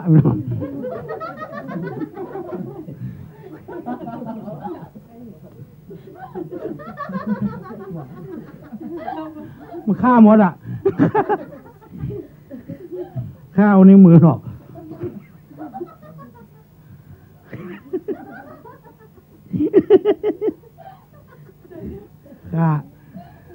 หมดเอาเข้ามันจะได้เกินปันนะเพื่อนจะเอาปันนิ้วมาเพราะว่ามันหลงลืมโลกฆ่าเราขว้างพ้องใจประสาทมันดีละกำปะละนักเข้าไปถึงเมืองเนี่ยเมืองพญาปเสนทิโกศลนี่ เอาแล้วเมืองเก่าที่องคุลิมานเกิดนี่นะเมืองเนี้ยก็มาประชุมจุ่มนุมกันเนี่ยจะได้ประเดี๋ยวนี้มีโจรคนหนึ่งเกิดขึ้นมาชื่อโจรองคุลิมานซื้อประวัติแหละซื้อประวัติโจรองคุลิมานนี่คือไผ่ซื้อไปถึงเมืองตากศิลาก็เลยหู้ทันทีโจรคนนี้ไม่ใช่ใครที่ไหนละเรียกคืออหิงสกะนั่นเองประเดี๋ยวนี้มันเป็นโจรน่ะเนี่ยหมอเมื่อก็ทายแม่นนะ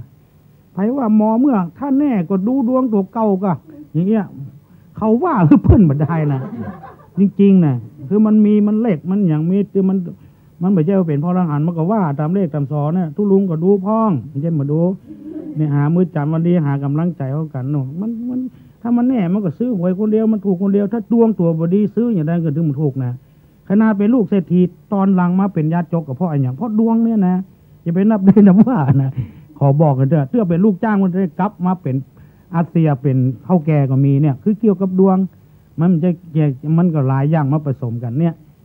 จะเกี่ยวกับดวงเนี่ยเป็นจริงๆเลยจะเป็นจนเนี่ยที่พยากรณ์ว่าจนราชสมบัติหรือจนธรรมดาเนี่ย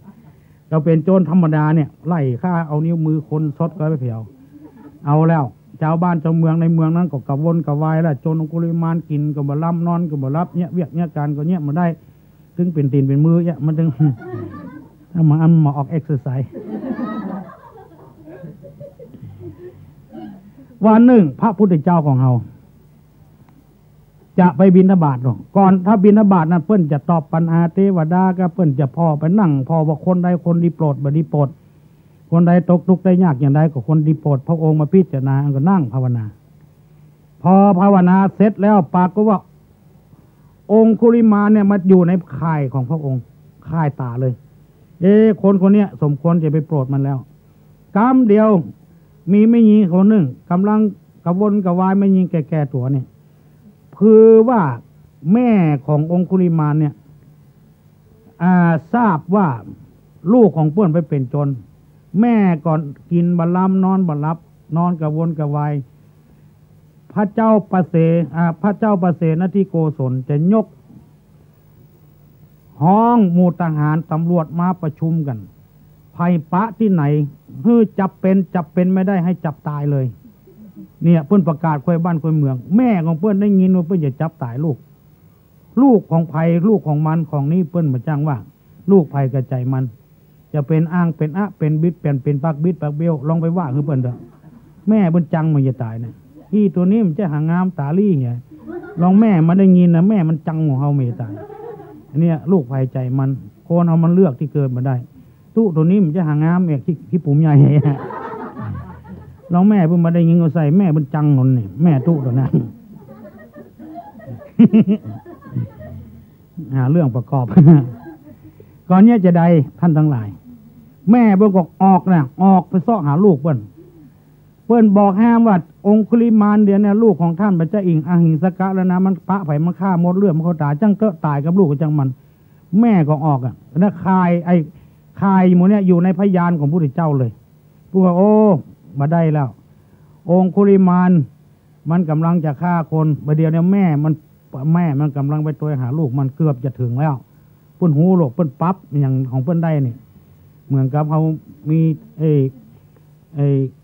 อย่างมีอย่างพิเศษอย่างห้างสรรพสินค้าต่างๆเพิ่นมีทีวีของเพิ่นเพิ่นห้องอย่างก็วงจรปิดนะวงจรปิดนะไผ่ลักไผ่เปียอย่างมันหันในวงจรพุ่นหมดละอ่อนบ้านเฮาหมูเหลืองของเราเปียงเพิ่นใส่กระเป๋าเตียวกันเดียวโดนล่ะ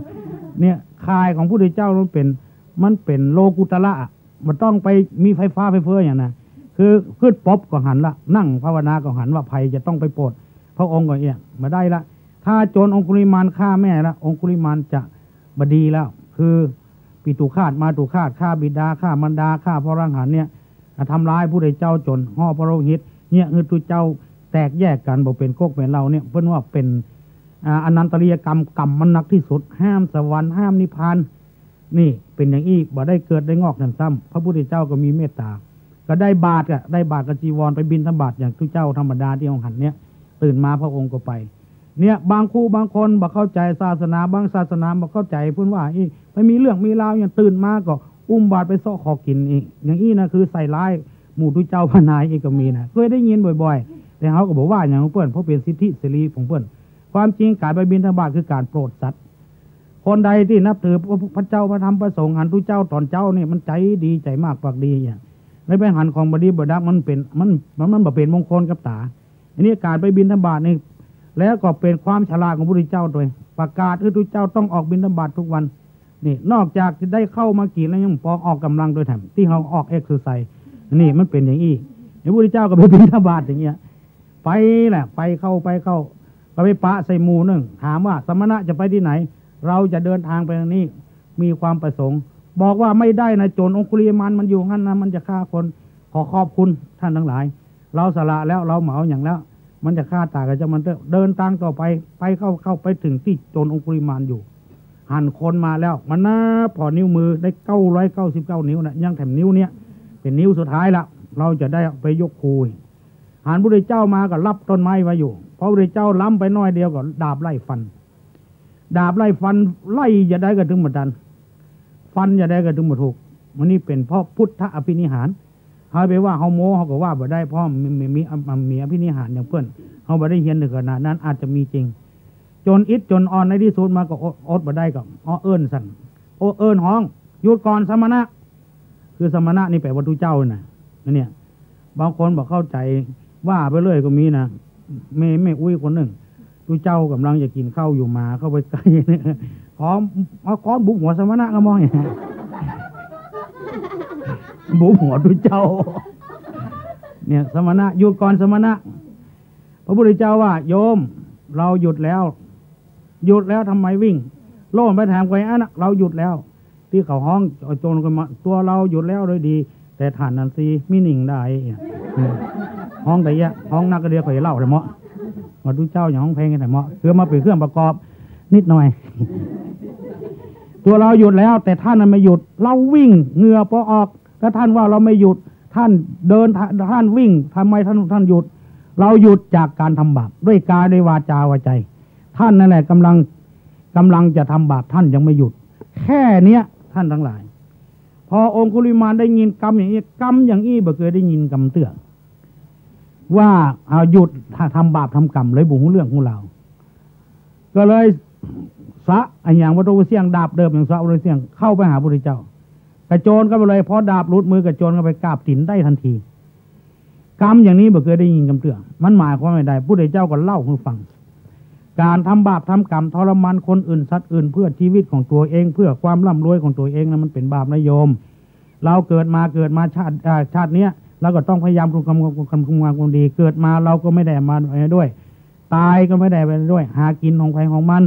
อันนี้โยมนี่จะฆ่าคนได้9 ถึง 100 ถึง 1,000ตายละลูกละเมียละพ่อละแม่ละพี่ละน้องโยมไม่คิดถึงสงสารคนพวกนั้นเหรอแล้วโยมจะเอาตัวเองเนี่ยเหาะเหินเดินอากาศได้คนเดียวท่านไปรู้ยังไงก็บอกว่าก็เลยเกิดความเลื่อมใสพระพุทธเจ้าก็ขอบวชพระพุทธเจ้านี่พระพุทธเจ้าก็นำองคุลิมานมาเลยมาแผ่วกับพระองค์ก็จัดการบวชเถอะเพราะมีสิทธิเต็มที่บ่ต้องไปขอหนังสือสุทธิสุดเรื่องจากใครละเพราะแต่ก่อนนี้คนบริสุทธิ์จริงๆนะประเดี๋ยวนี้มาได้นะต้องสอบสวนเนี่ยก่อนเธอติดโรคร้ายแรงมาไหมเป็นต้นว่าโรคอย่างที่เขาว่ากันมาเนี่ยถ้าเอาบวชมาได้ในไปยุ่งในวัดในวากันเดียวบางทีหนังสือพิมพ์เพื่อนกับหมูเรื่องของเราอย่างนั้นพอบวชเนี่ยเอาได้3 วัน 4 วันเอาไปตรวจโรคทุเจ้าเป็นโรคเอดส์เนี่ยสมมตินะหนังสือซิมตีเต็มหน้าเลยพระเป็นโรคเอดส์มันก็หามาบวชได้2 วันในเหตุแต่แล้วก็ทุเจ้าทั่วประเทศเอาล่ะคนที่หมูเรื่องของเราก็เลยว่าอันนี้ขนาดเป็นทุเจ้ายังเป็นโรคเอดส์อยู่เนี่ยประเดี๋ยวเขาจำเป็นต้องขออนุญาตกันเนาะต้องสอบสวนเนี่ยก่อนเธอเป็นโรคไหมไอเนี่ยเธอขอจากบิดามารดามาไหมเธอเธอมีคดีติดตัวไหมเป็นหนี้เป็นสินไหมเนี่ยต้องถามอย่างนี้ก่อนลูกประเดี๋ยวถ้ามานับได้นบวชเนี่ย60 ปลายประเดี๋ยวนี้เขาก็ประชุมกันแล้วพอ60 ปลายแล้วเขาก็อนุญาตเธอบวชมีสำนักปฏิบัติอันนั้นคือ60 ปลายแล้วมันจะไปบวชไปเนี่ยอย่างนั้น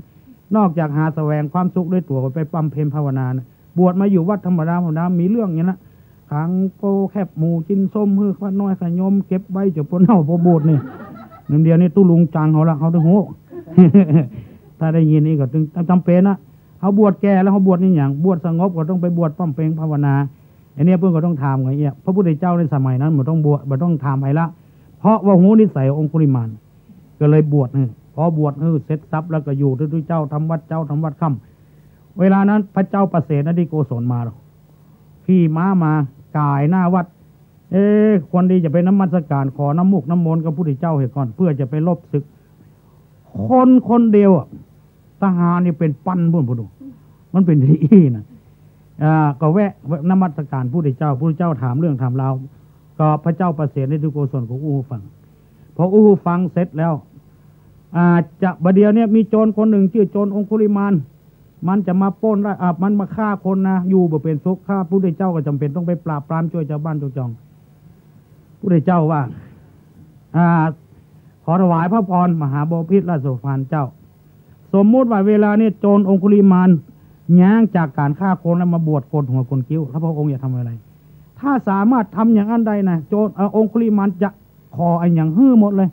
อยากจะสร้างกุฏิให้หลังหนึ่งราคากี่หมื่นกี่แสนก็จะสร้าง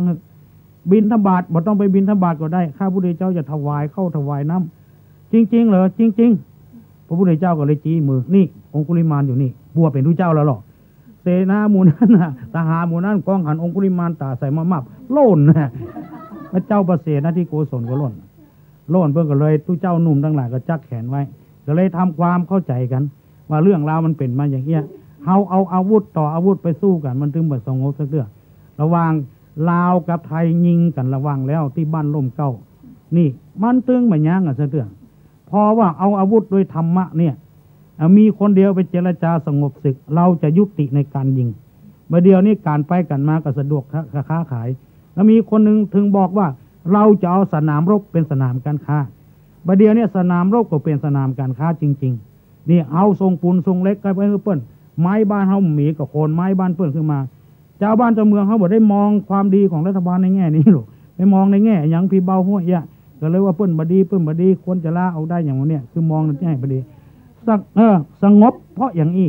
เพราะปากเพราะคุณธรรมต่างคนมีคุณธรรมแล้วพระพุทธเจ้าก็สอนอย่างเงี้ยสอนตอนนี้ไปขอจะไปเบียดเบียนซึ่งกันและกันมันเรื่องแล้วก็แล้วไปองคุลิมานประกอบกับใจได้เพราะฉะนั้นเอากูคนถ้ามันจวดจ้าสามารถด้วยกายด้วยปากด้วยใจเขาก็เขาก็แก้ตัวได้เขาก็สามารถกลับใจได้ที่สุดวิธีกลับใจได้นี่จะได้คือหนึ่งถ้าหากเขาเป็นคนบ่มีเมตตาทำคนพอคนในแง่ร้ายมองคนในแง่ได้มีเมตตาทำกับมันเนี่ยอย่างคนที่มันป้อนคุกป้อนคอกออกมาเนี่ยจะไปรังเกียจมันสุมาเถอะละอ่อนไม่หยาไม่ยิงมันหลงอกหลงใจมันเปื่อนชวนมันไปทางบดีบดักมันกลับใจมาเข้าบ้านเขาจองเขาก็ควรผูกมีดผูกฝืนมันจะไปรังเกียจเปิ้นเพราะว่ามันหลงไปแล้วองคุลิมานโคนเท่านี้ชั่ว7 ทีดี7 หนเนี่ยตู้เจ้าบดีตนเดียวบ่ได้แต่ยังมีตู้เจ้าแถม300,000 ฝ่ายก่อนยังดีอยู่นี่บางทีเปิ้นอาจจะดีก็ได้บ่ดีก็ได้เขาก็บ่ฮู้เรื่องฮู้เราเนี่ยมันกลับใจได้เขาก็สามารถกลับใจได้เนี่ยถ้าทำอย่างนี้ได้นะคนเขามันจะดีขึ้นมาต้นไม้ต้นตอกที่มันหักมันอย่างเขาก็มาตัดมาอย่างที่เขารวยกับต้นไม้ก็เพราะเขาหูนิสัยต้นไม้ตัวเขาเองก็ต้องหูนิสัยตัวเขาอันใดที่มันเป็นโรคภัยไข้เจ็บมาเบียดเบียนก็มีเมตตาธรรม2คือมีสมาชีวิตาคือประกอบอาชีพได้ก็เอาบ่ได้ก็มาเอาอย่าไปชกชิงวิ่งราวลักจกอย่างของเปิ้น3คือมีสันโดษยินดีถ้ามีผัวก็คือมีผัวคนเดียวเนี่ยเมียกับเมียคนเดียวทีอย่าไปมี2 คน 3 คน 4 คนเนี่ยมันความเดือดร้อนแล้วเขาบังคับอกกับใจเขาเกิดมาถึงครั้งถึงคราวถ้ามีไอ้ยังเขาก็ใจของเขามีรถกันเดียวกันเนี่ยยี่ห้อเนี่ยราคาเนี่ยเอาไปบาสันโดษเอาไปหันของเพื่อนทำเปลี่ยนไปเรื่อยๆมันก็ราคามันก็เงินเขาก็ไม่ได้ไว้เรื่องมันแต่ต้องเอาไปดาวไปต่อแถมแล้วก็ข้อที่4คือมีสัจธรรมอันใดเป็นอันนั้นคือมีความซื่อสัตย์ซื่อตรงไปก็ว่าไปมาก็ว่ามาเป็นจะได้ก็เป็นจะได้อันนี้บางคนหากินเมินมาได้ก็เพราะมีสัจจะวาจาเนี่ยบอกคือเพื่อนว่าจะไปทำคือเพื่อนราคาดังอันเนอะไปทำเบิกเงินเพื่อนจะเสี่ยงละบอกไปเนี่ยเพื่อนสกรรมเนี่ยมีสัจจะวาจาและอันสุดท้ายคืออันที่5คือจะไปประมาทในชีวิตตั้งตนตั้งตัวไว้ในทางชอบอปมาทธรรมคือความบ่ประมาทสิ่งที่ทำมืดคนเอาประมาทนั้นมันมีอยู่ยาเสพติดชนิดต่างๆเนี่ยประมาทเลยทีเดียวบางทีไล่ฆ่าพ่อฆ่าแม่ก็มีบักไล่ฆ่าเลยก็มีพ่อแม่จะบ่ตายกับลูกกับเต้าก็เพราะประมาทในชีวิตไปกินยาเสพติดสูบยาเสพติดถ้าบ่ได้กินบ่ได้สูบหันพ่อหันแม่เป็นไอ้อย่างเป็นงัวเป็นควายไปเห็นแล้วไปขอ ขอเงินขอทองพ่อแม่บ่ฮื้อก็ฆ่าพ่อฆ่าแม่เนี่ยเพราะว่าเหล้ายาป่าปิ้งนี่มันก็ทำมือคนเอาประมาทได้ป้าก็ด่าได้แม่ก็ด่าได้ตู้เจ้าก็ด่าได้ใครก็ด่าได้หมดอะจะไปประมาทในชีวิตจะไปเผลอมันอยู่ในขวดมันมีราคาเหมือนเท่าใดแต่คนมันมีราคาหรือเพื่อนเพราะนั้นอย่าไปฝากตัวเฮาฝากใจเฮาไว้กับสิ่งเหล่านั้นมันกินแล้วมันเกินลงไปบางคนจนแกะบะตอมเสื้อเหี่ยวเนาะเที่ยวเพี้ยบะตกประเสียงมันเกินลงไปเนี่ยมันประมาทนะเนาะ3 คนน่ะ3 คนนะหมูจักเดือนสักคนก็เพราะเล่าเนี่ยประมาทเตียวต่างโดยกันโลกอยู่ตั้งจังหวัดคนหนึ่งต่างจังหวัด2 คนโดยในจังหวัดเฮานี่คนไปทำงานโดยกันเนาะแล้วก็เพิ่นเลี้ยงเหล้าเลี้ยงยาก็ประมาทในชีวิตเนี่ยเดินตามไปมาหันเดือนออกดอกมาค่ำโอ้แก่นเพื่อเลิกเล่นไอ้ตัวอยู่ทางใต้นี่ถามก่อนอันนั้นเคียงว่าเดียนก็ตะวันบะนะไอ้ตัวที่อยู่ใกล้ๆก็ว่าอันนี่หาว่ามันใจเดินว่าหาว่าตะวันมันใจเดินเนี่ยบ้านอย่างหมูไอ้เนาะเดียนอย่างออกตะวันอย่างออกเมื่อคืนนี่เนาะหมอนึงว่าตะวันหมอ1 เดือนไอ้คิดว่าเดียนก็ตะวันหาว่าตะวันว่ามันใจเดินเนี่ยตะวันอย่างออกเมื่อคืนเนี่ยเที่ยงกันฮะมาจ้างมาย่างแต่คนอดบ่ได้ทำสู้เที่ยงห่างก่อนบะเพื่อบัญญัติตาวประเดียวก็อันนั้นนะข้าว่าเดียนกับมันว่าตะวันแน่แล้วอ้ายว่าอย่างพอรู้หาไปหูจะได้ไปทำห่างหาปัจจัยเจ้าบ้านนี้รู้ปะว่าก็ดูก็เดือนบ้านมันอย่าหน่วยอย่างใดมันก็เดือนแกนเดียวกันนั่นแหละเขาก็ต้องงืดอ่ะประมาทขนาดนักอ่ะเพราะเหล้าตัวเดียวเนี่ยเป็นต้นเหตุเนี่ยแกะบะตอมเสื้อไปใส่หูบะตอมเตียวก็มีมันประมาทเนี่ยเพราะฉะนั้นจะไปประมาทคุณธรรมที่จะทำใจของเขาดีเขางามแล้วดึงเข้ามาสู่ที่เก่านั่นน่ะเขาก็เจริญตามเนี้ย1มีเมตตาธรรมอย่างองคุลิมาเนี่ยถ้ามันมีเมตตาธรรมนิ้วมีมือเปิ้นก็มาเขากุศลาอย่างเดียวกันนะถ้าเขาใครเขาเหินเดินอากาศมากกนิ้วมือเขาจะเจ็บเกาะเนี่ยแค่เนี้ยมันก็บธรรมละมันลืมไปเห็นเลยมันก็อันเนี้ยตัวเนี้ยจึงเป็นเหตุที่มันมีเมตตาธรรมถ้ามีเมตตาธรรมคราวแรกคนก็ต้องเดือดร้อนเนี่ย2คือมีสมะชีวิตาทรัพย์สมบัติของเพื่อนกับของเขามันก็จะได้อย่างเดียวกันเหรียญ25เหรียญ50ของเขากับของเพื่อนมันก็มีราคาเท่าเดียวกันรถเครื่องของเพื่อนกับของเขามันก็มีราคาเท่าเดียวกันทีวีวิทยุอย่างก็มีราคาเท่าเดียวกันแล้วของเพื่อนไปขายถูกขายห่านมันเสียดุลกันค้าในต่างประเทศนะบอกซื่อนะเนี่ยทีวีเครื่องนึงเป็นหมื่นก็มีเอาของมูเดียวมาขาย2,000เห็นไหมมันเสียดุลกันค้านะอันเนี้ยคือเขาต้องประกอบอาชีพหาตามกินตามไล่อันเนี้ยพอเป็ดไก่หมูหมามันก็หากินตามไล่มันบลักประโยกของไปคนเฮานี่ก็คือตั้งอยู่เนี่ยคือมีความสันโดษคือมีสัจธรรมซื่อสัตย์ซื่อตรงอย่างว่าจะได้เป็นอย่างนั้นแล้วก็นอกไปจากนั้นก็คือมีความสันโดษยินดีด้วยของมีอยู่กินอย่างอี้ใจอย่างอี้ไปก็มันมีความสุขอย่างท่านเจ้าคุณเทพเป็นว่าเป็นอยู่เท่าที่มีดีกว่าเป็นเศรษฐีเงินกู้เนี่ยเงินกู้นี่มันเป็นเศรษฐีได้ก็ถ้ามันมีความสุขแล้วในทุกท้ายก็บ่มีมีอย่าไปมีอปมาทธรรมคือความไม่ประมาทปะมาโทมัจจุโนปะทังความประมาทเป็นทางแห่งความตายเซตรายไหนรายนั้นท่านได้ฟังการบรรยายทำเรื่องการกลับใจมาก็พอสมควรแก่การเวลาในที่สุดนี้ขอบุญกุศลที่ท่านได้กระทำบำเพ็ญมาในการฟังจงมาเป็นปัจจัยให้ท่านทั้งหลายมีสติปัญญาเฉลียวฉลาดอนาคตได้เป็นเจ้าคนในคนเพื่อเจริญรุ่งเรืองตลอดกาลนานอายุวันโนสุขังพลัง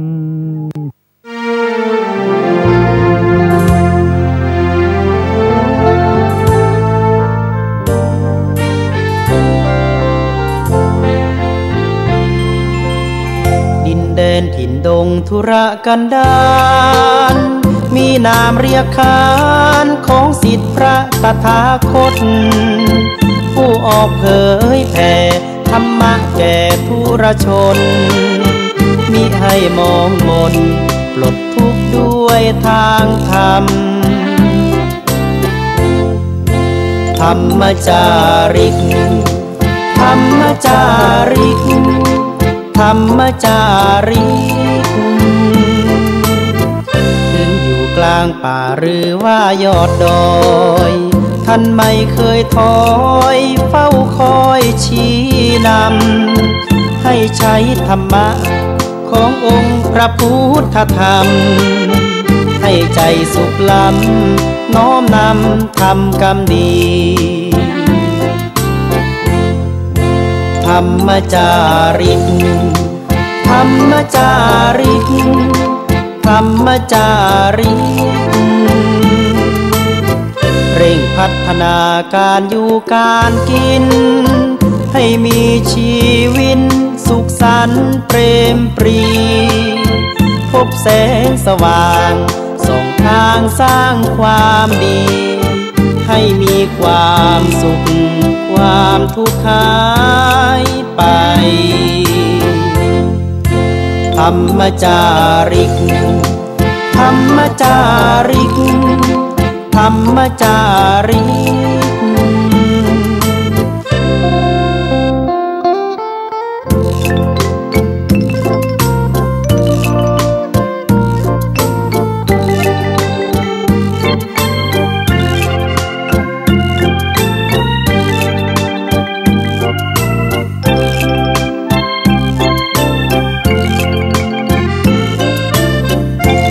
พัฒนาการอยู่การกิน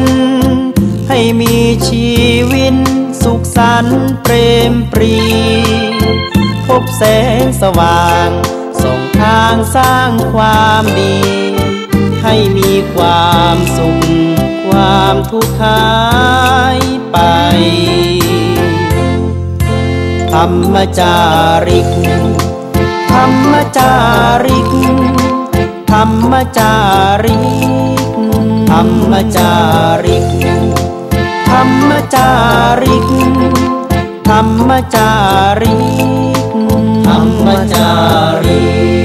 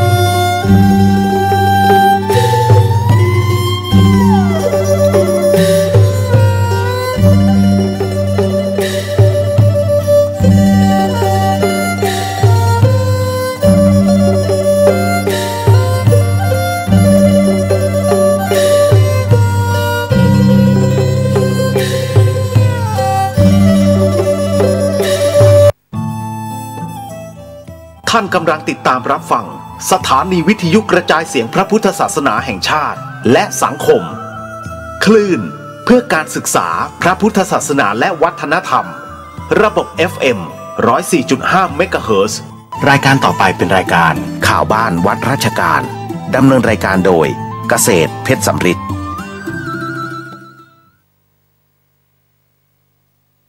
ด้วยเหตุนี้หม่อมฉันจึงมีความรักความเคารพนอบน้อมเป็นอย่างยิ่งในพระผู้มีพระภาคเจ้าจึงแสดงอาการฉันมิตรเช่นนี้ตรัสดังนี้แล้วก็กราบทูลลาหลีกไปเมื่อพระเจ้าประเสนที่โกศลเสด็จหลีกไปแล้วไม่นานพระพุทธองค์ก็มีรับสั่งให้หาภิกษุทั้งหลายตรัสว่าพระเจ้าประเสนที่โกศลพระองค์นี้ตรัสพระธรรมเจดีย์คือพระวาจาเคารพธรรมเธอทั้งหลายจงเรียนธรรมเจดีย์นี้ไว้ดูก่อนภิกษุทั้งหลายธรรมเจดีย์นี้มีประกอบด้วยประโยชน์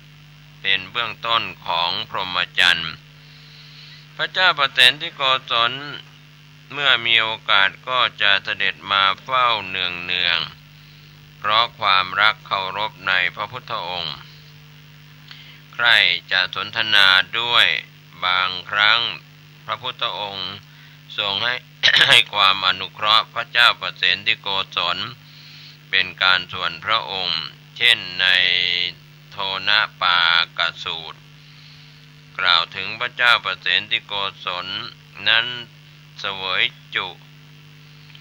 จึงทรงมีน้ำหนักมากเวลาประทับนั่งก็ไม่สะดวกประทับยืนก็ไม่คล่องแคล่วเมื่อเข้ามาเฝ้า ก็มีอาการอึดอัดพระผู้มีพระภาคเจ้าจึงตรัสว่ามนุษย์ผู้มีสติอยู่ทุกเมื่อรู้จักประมาณในโภชนะย่อมมีเวทนาเบาบางแก่ช้าและมีอายุยืนพระเจ้าประเสนที่โกศลได้สติได้สุทัศนกุมารพระนัดดาซึ่งตามเสด็จมาด้วยเรียนพระคาถานี้ไว้เวลาที่พระเจ้าประเสนที่โกศลจะเสวยครั้งใดสุทัศนกุมารก็จะกล่าวคาถานี้ทำให้เสวยแต่พอประมาณต่อมาปรากฏว่าพระเจ้าประเสนที่โกศลทรงมีพระวรกายกระปรี้กระเปร่าคล่องแคล่วขึ้นทรงระลึกถึงพระคุณของพระพุทธองค์ตรัสว่าพระผู้มีพระภาคเจ้าทรงอนุเคราะห์เราด้วยประโยชน์ทั้งสองอย่างคือทิฏฐธรรมิกัตถะประโยชน์ในปัจจุบันและสัมปรายิกัตถะประโยชน์ในภพหน้าสมัยหนึ่งขณะที่พระผู้มีพระภาคเจ้าประทับอยู่ณพระเชตวันวิหารอารามของท่านอนาถบิณฑิกาเศรษฐีพระเจ้าประเสนที่โกศลเสด็จเข้าไปเฝ้าพระผู้มีพระภาคเจ้ากราบทูลถามว่าข้าแต่พระโคดมผู้เจริญพระองค์ทรงปฏิญญาได้หรือไม่ว่าพระองค์ได้ตรัสรู้พระสัมมาสัมโพธิญาณอันยอดเยี่ยมพระผู้มีพระภาคเจ้าตรัสว่ามหาบพิตรเมื่อพระองค์ตรัสถามเช่นนี้ก็จะพึงตอบว่าตถาคตได้ตรัสรู้พระสัมมาสัมโพธิญาณอันยอดเยี่ยมเพราะตถาคตได้ตรัสรู้ธรรมอันยอดเยี่ยมนั้นด้วยตนเองแล้ว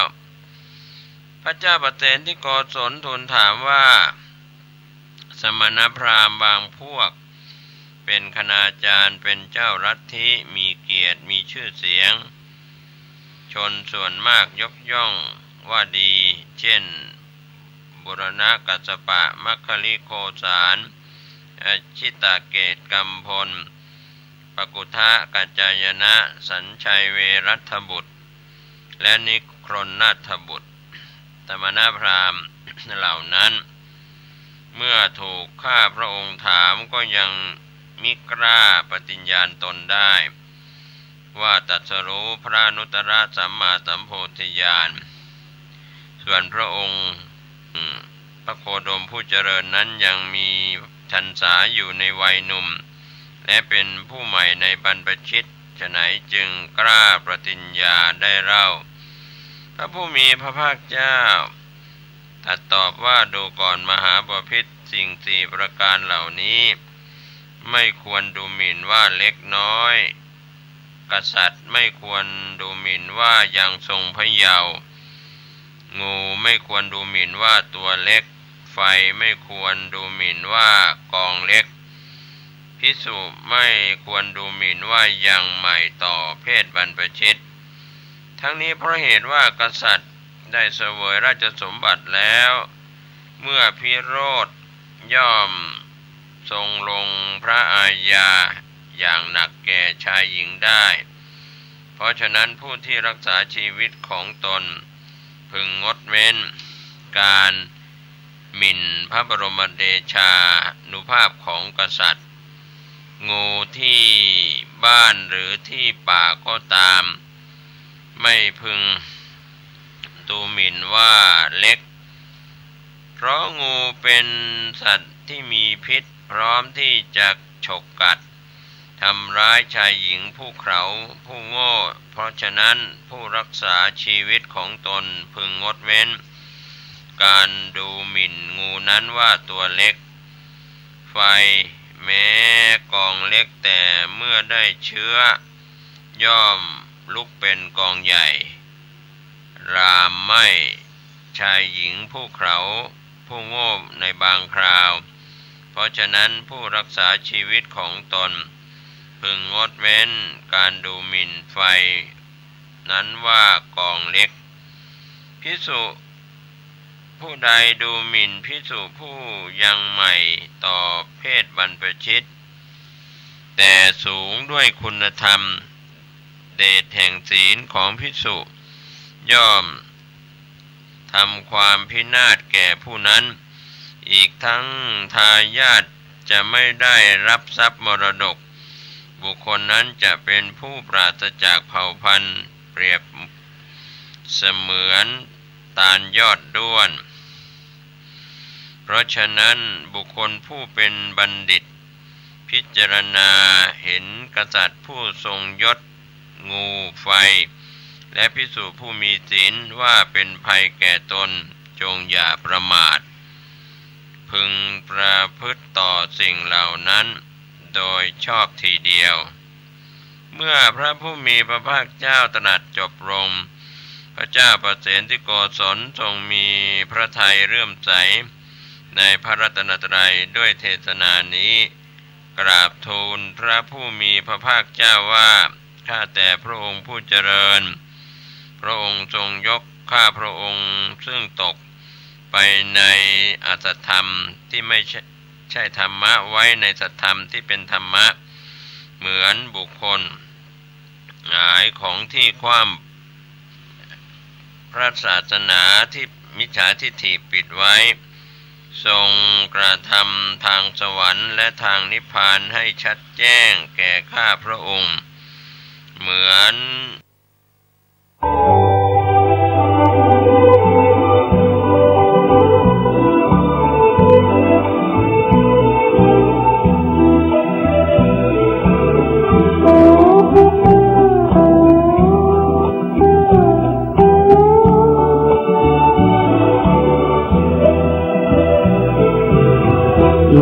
ถูกเทียนบูชาองค์พระปฏิมาวันข้าพร้อมน้อมมนัสนมัสการพระบาทบงพระผู้ทรงฌานพระอรหันต์สัมมาสัมพุทโธนะโมตัสสะ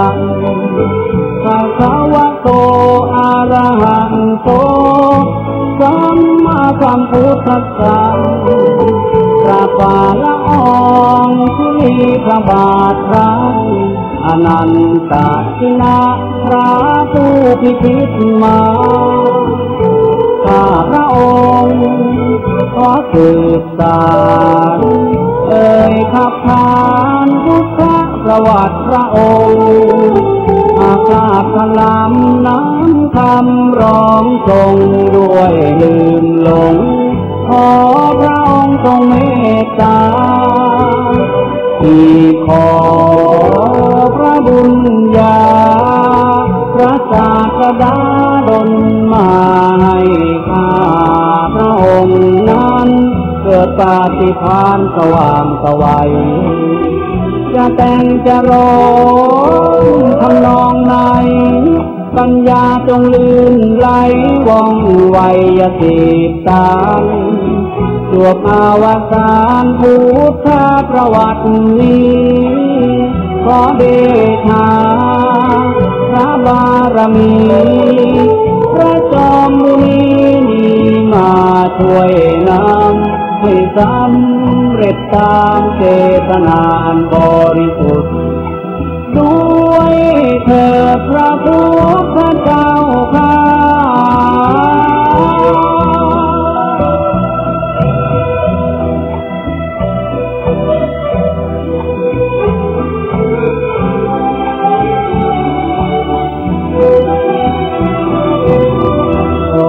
เรียนคำนำตัวอักษรเขียนเป็นกลอนนั้นลูกขอประทานอนุญาตเถิดนาหากว่าจีมีความพลังพลาดหากเขาปัญญาลูกขอเข้ามาต่อองค์พระภควันขออัญเชิญพุทธประวัติพระพุทธองค์อันล้ำเลิศคงทรงค่านานมาร้องมาแต่งดังเจตจำนงบรรจงมาทำมาจำนานมุ่งหวังสร้างสรรค์เพื่อถวายงานเป็นพุทธบูชา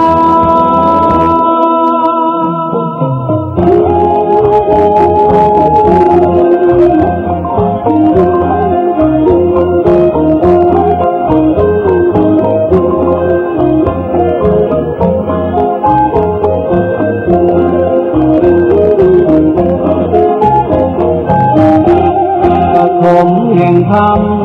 อารัมภบทเลิงนำกำหนดเป็นพจน์นาจะกล่าวถึงเมืองรุ่งเรืองจำรัดกรุงกบิลพัสมหานครามีพระจอมเจ้า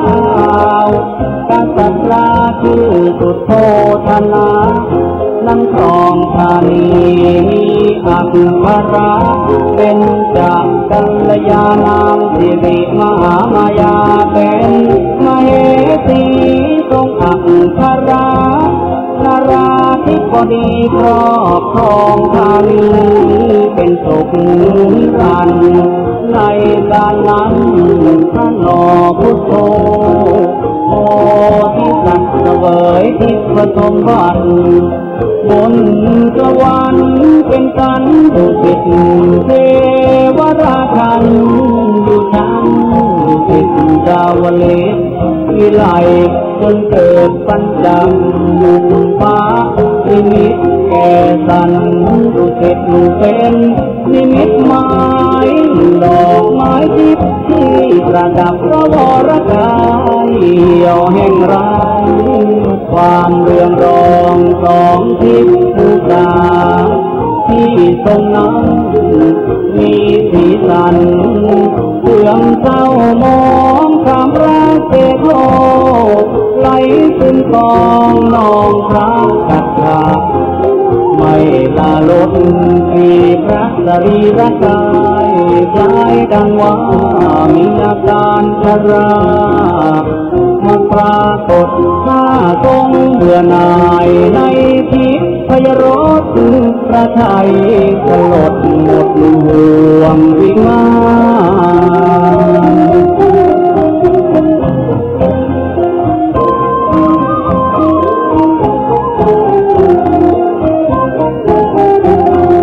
ท้าวมหาพรหมทั้งบรม มรินทร์เทพบรรษัททั้งสิ้น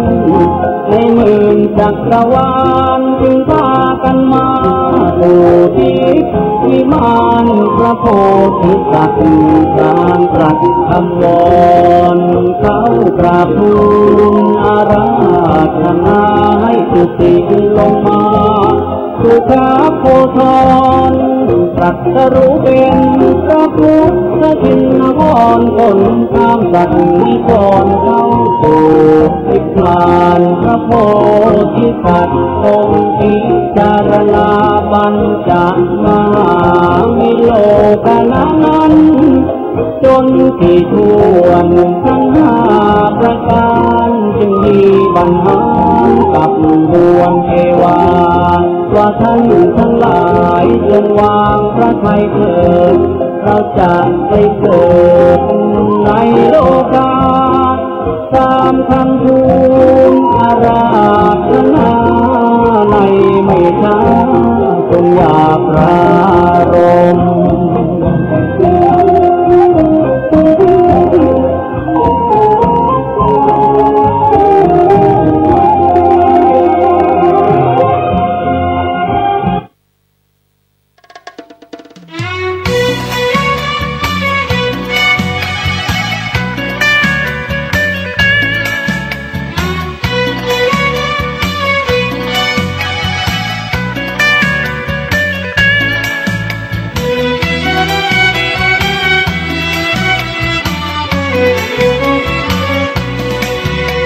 ถึงดาบทนามกาลเทวิน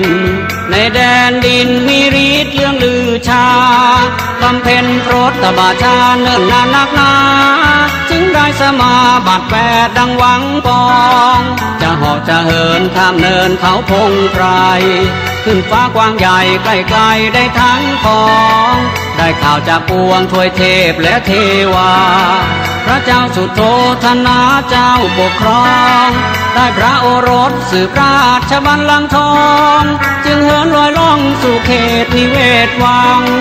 พระเจ้าสุโธธนะปฏิสันถานเชิญพระกุมารออกมาให้ทัศนา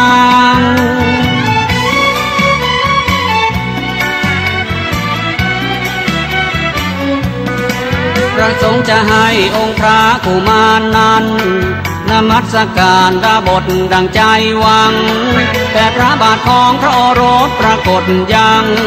บนชาดาตังแห่งเสียนกาลเทวินดาบทตกใจนอกในทั้งอินทรีย์พิเคราะห์ทวนทีทันทีมีชาใหญ่เห็นต้องตำราลักษณะมหาบุรุษแน่นอนที่สุดเหนือกว่ามนุษย์ใด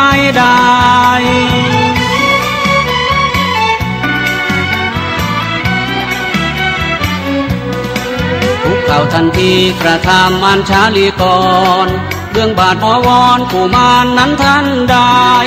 องค์พระบิดาตระหนกด้วยตกพระทัย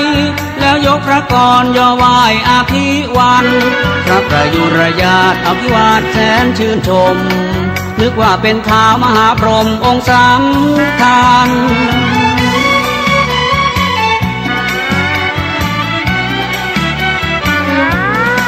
แล้วพระดาบทจึงเอ่ยโพธทูลพระราชา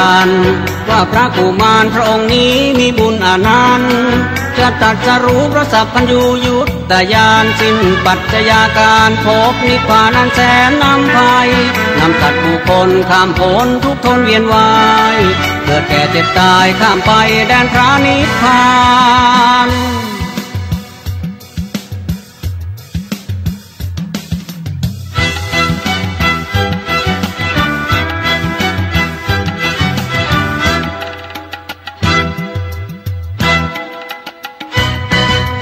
ท่านกาลเทวินยินดีเสียจังยิ้มอย่างเบิกบานแต่ทว่าไม่นานก็พลันโศกาน้ำตารินไหลส่วนพระราชาเศร้าหมองเห็นท่านร้องไห้ด้วยเหตุอันเป็นไฉนจึงถามไปหรือไทยห่วงหา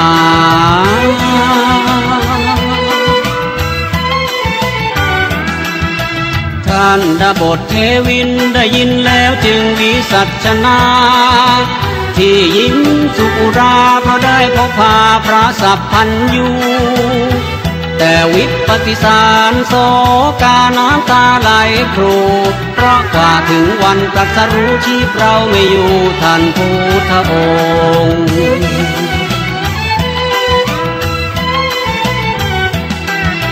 กล่าวถวายพรลาองค์พระราชาแล้วดังประสงค์มุ่งหมายไปตรงบ้านของอนงน้องสาวแห่งตนบอกเล่าข่าวนั้นแล้วชักชวนหลานชายเพียงคนให้ออกบวชรอคอยไปจนพระกุมารนั้นตรัสรู้ธรรม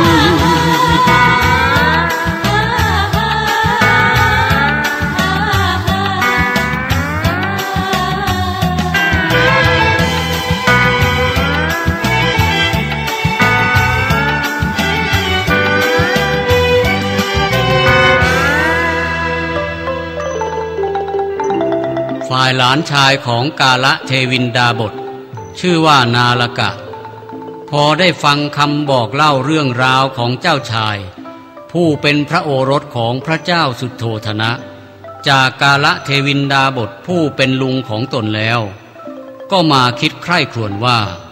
เรื่องราวทั้งหมดที่ลุงของตนเล่ามานั้นน่าเชื่อถือเป็นอย่างยิ่งและจะเป็นเรื่องเหลวไหลไร้ประโยชน์คงเป็นไปไม่ได้นาลกะ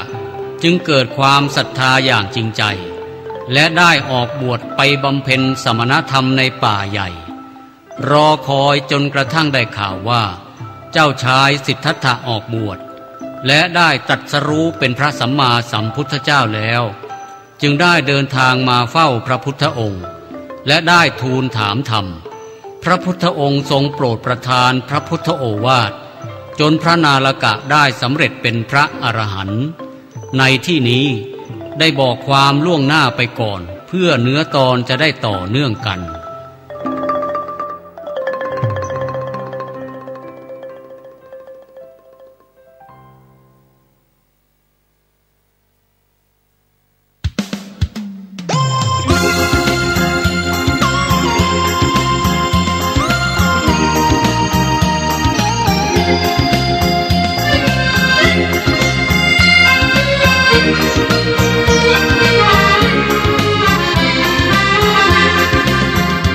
พระกุมารมีชันษาได้5 วันพระราชบิดาสั่งการดังพระประสงค์ให้เชิญพร้อม108 คนมาเสริมทรงให้ทำนายองค์ลักษณะพระกุมาร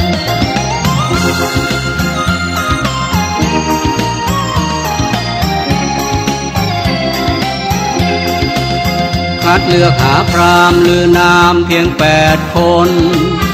ที่เลิศล้นวิชาอย่างเชี่ยวชาญทั้ง7 พราหมณ์ทูลความนั้น2 ประการหากอยู่ครองบ้านเมืองนั้นจะเดชา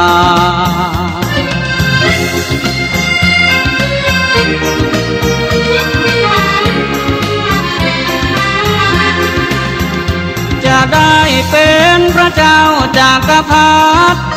รุ่งเรืองอำนาจราชศักดิ์นับขนาถ้าออกบวชเพียรบำเพ็ญภาวนาจะตรัสรู้เป็นพระสัมมาสัมโพธิญาณ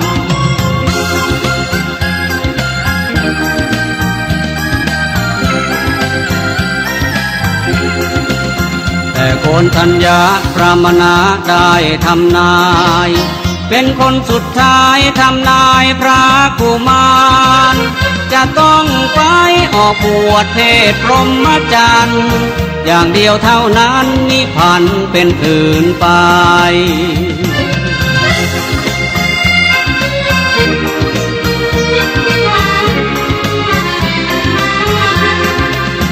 กษัตริย์เจ้าจึงตรัสถามพราหมณ์ทั้ง8 คนพระโอรสตนบรรพชาสาเหตุใดเห็นนิมิต4 คนแก่คนเจ็บคนตายและบรรพชิตพราหมณ์ได้ถวายธรรม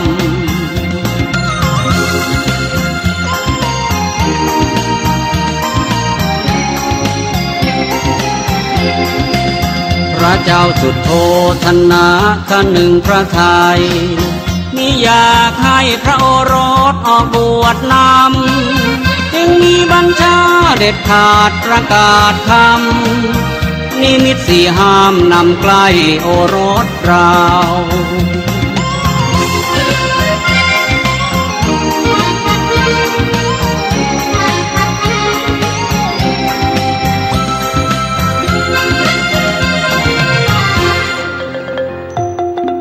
แล้วพราหมณ์ทั้งหลายก็พร้อมกันถวายพระนามพระกุมารว่าสิทธัตถะซึ่งมีความหมายว่าประสงค์สิ่งใดสิ่งนั้นย่อมได้ดังประสงค์และบรรดาขัตติยวงศ์ทั้งหลายที่ได้มาร่วมพิธีในวันนั้นต่างก็มีความปิติโสมนัสยิ่งนักจึงพร้อมใจกันถวายพระโอรสของตนสกุลองค์เพื่อเป็นราชบริพารของพระราชกุมารสิทธัตถะส่วนพระนางสิริมหามายาเทวีเมื่อประสูติพระบรมโพธิสัตว์เจ้าล่วงไปเพียง7 วันก็เสด็จที่วงคตไปบังเกิดเป็นเทพพบุตรบนสวรรค์ชั้นดุสิตเทวโลกตามประเพณีพระพุทธมารดาทุกๆพระองค์พระเจ้าสุโธทนะจึงได้มอบหน้าที่การบำรุงรักษาเลี้ยงดูพระสิทธัตถกุมารให้เป็นภาระของพระนางประชาบดีพระนานางซึ่งในเวลาต่อมาพระเจ้าสุโธทนะก็ทรงยกขึ้นเป็นพระมเหสีพระนางประชาบดีโคตมีก็ทรงมีพระเมตตารักใคร่บำรุงรักษาพระกุมารเป็นอย่างดียิ่งถึงแม้ว่าต่อมาพระนางเจ้านั้นจะมีพระโอรสและพระธิดาถึง2 พระองค์คือนันทกุมารและรูปนันทกุมารีแต่พระนางก็ยังคงคอยบำรุงดูแลเจ้าชายสิทธัตถะด้วยตัวของพระนางเองส่วนพระโอรสและธิดานั้นพระนางได้มอบให้เป็นภาระหน้าที่ของพี่เลี้ยงนางนมทั้งหลายคอยบำรุงรักษาแทนพระนางตลอดมา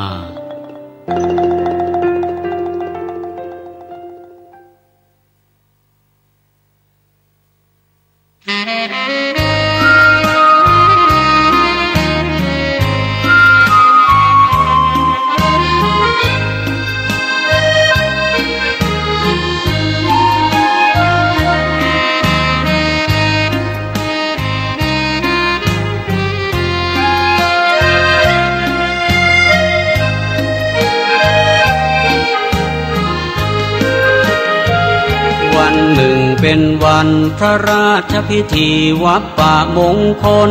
แรกนาควันเมื่อฝนหล่นโปรยเม็ดมาตามกาลพระเจ้าสุโธทนะเสด็จออกงานพร้อมหมู่อมาตย์เหล่าราชบริพารโปรดเกล้าเชิญพระกุมารเสด็จไปงานนั้นด้วยห่วงใยเสด็จถึงยังมณฑลพิธีพื้นที่เหมาะสมสั่งพี่เลี้ยงนางนมเชิญพระกุมารพร้อมการถวายประทับนาทีร่มว่าเย็นยิ่งกิ่งใบผูกม่านรอบทิศอันวิจิตรทั้งนอกในส่วนองค์พระภูวนัยทรงจับคันไทยแรกนา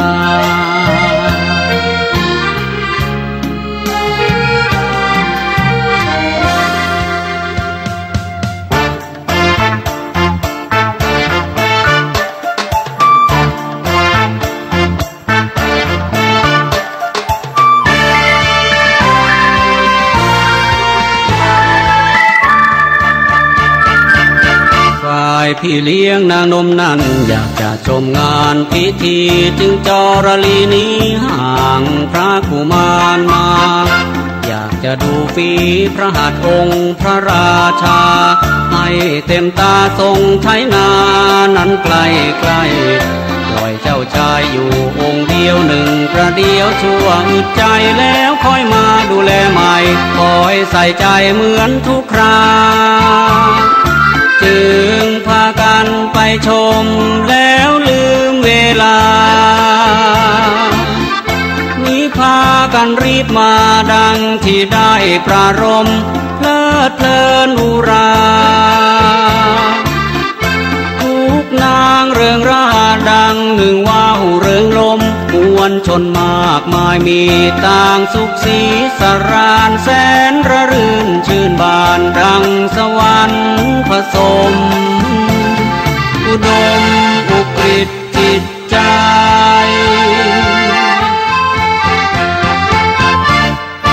ฝ่ายองค์พระกุมารเมื่อการนั้นช่างเงียบงัน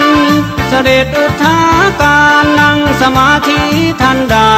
อานาปนาสติพลันปฐมฌานเกิดแล้วแน่วแน่ตะวันพันแปรบ่ายคล้อยเลื่อนลอยผ่านไปร่มไม้ว่านิลาเลื่อนหลบหลีกหนียังคงที่แม้ดวงสุรีเคลื่อนย้ายพี่เลี้ยงนางนมมาเห็นกับตาประหลาดใจเคารพนบไหว้อย่างนอบน้อมโดยพร้อมกันรีบกราบทูลพระสุโธทนาเรื่องพระกุมารองค์พระราชันเสด็จไปไม่ช้าทอดพระเนตรเหตุอัศจรรย์แล้วยกพระหัตถ์นั้นวันทาปิติโสมนัสล้นในพระกมลจอมราชาพร้อมเชิญพระกุมารมาสู่นาคเรศนิเวศวัง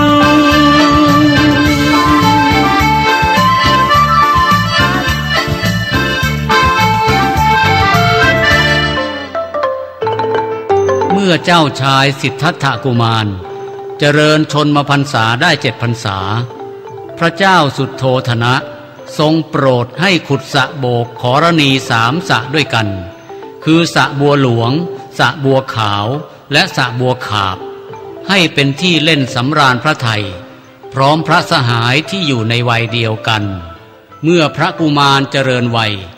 อันสมควรจะได้รับการศึกษาศิลปวิทยาแล้วพระราชบิดาได้ทรงพาไปมอบไว้ในสำนักครูชื่อวิศวามิตรเพื่อทรงศึกษาศิลปศาสตร์ทั้งหมด18 ประการและพระราชกุมารก็ได้ทรงศึกษาศิลปวิทยาทั้งหมดนั้นจนเชี่ยวชาญแตกฉานในเวลาอันรวดเร็วมากจนสิ้นความรู้ของครูอาจารย์ที่จะสอนต่อไป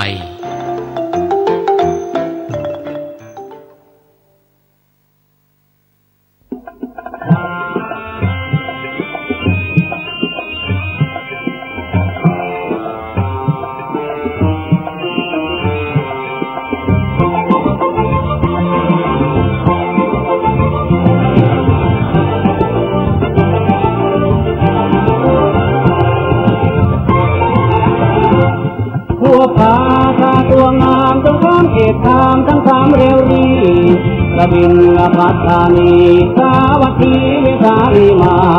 ชวนแจ้งหรือแจ้งระวีมาถึงนาทีที่มีชื่อว่า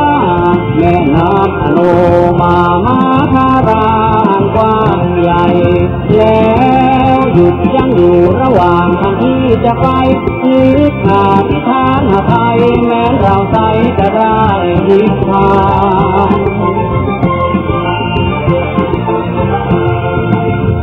พญาชาตัวนี้จงพาข้ามชนสงครามโอยภัยอย่าได้มาผ่านมาขวางมากั้นมาตามมาใกล้แล้วขี่มากันสักการจะบินข้ามไปคนล่วงนาทีที่หมายบนพื้นหาดทรายบนฝั่งคงคาแล้วจงเพื่องอาภรณ์โดยไม่อาวรณ์อะไรไหมล่ะส่งให้นายท่านนั่งช่วยเป็นภาระกลับพระนคร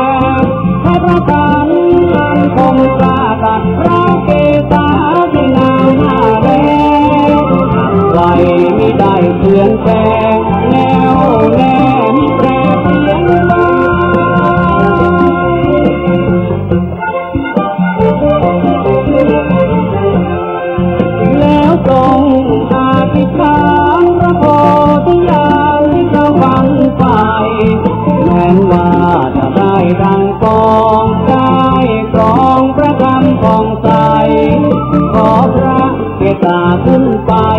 ลอยล่องใจอยู่ในนภาให้ลอยอยู่ในอากาศนี้วิอาจจะตกลงมาแล้วโดนพระเกศาและข้าโคกระเสียงกันได้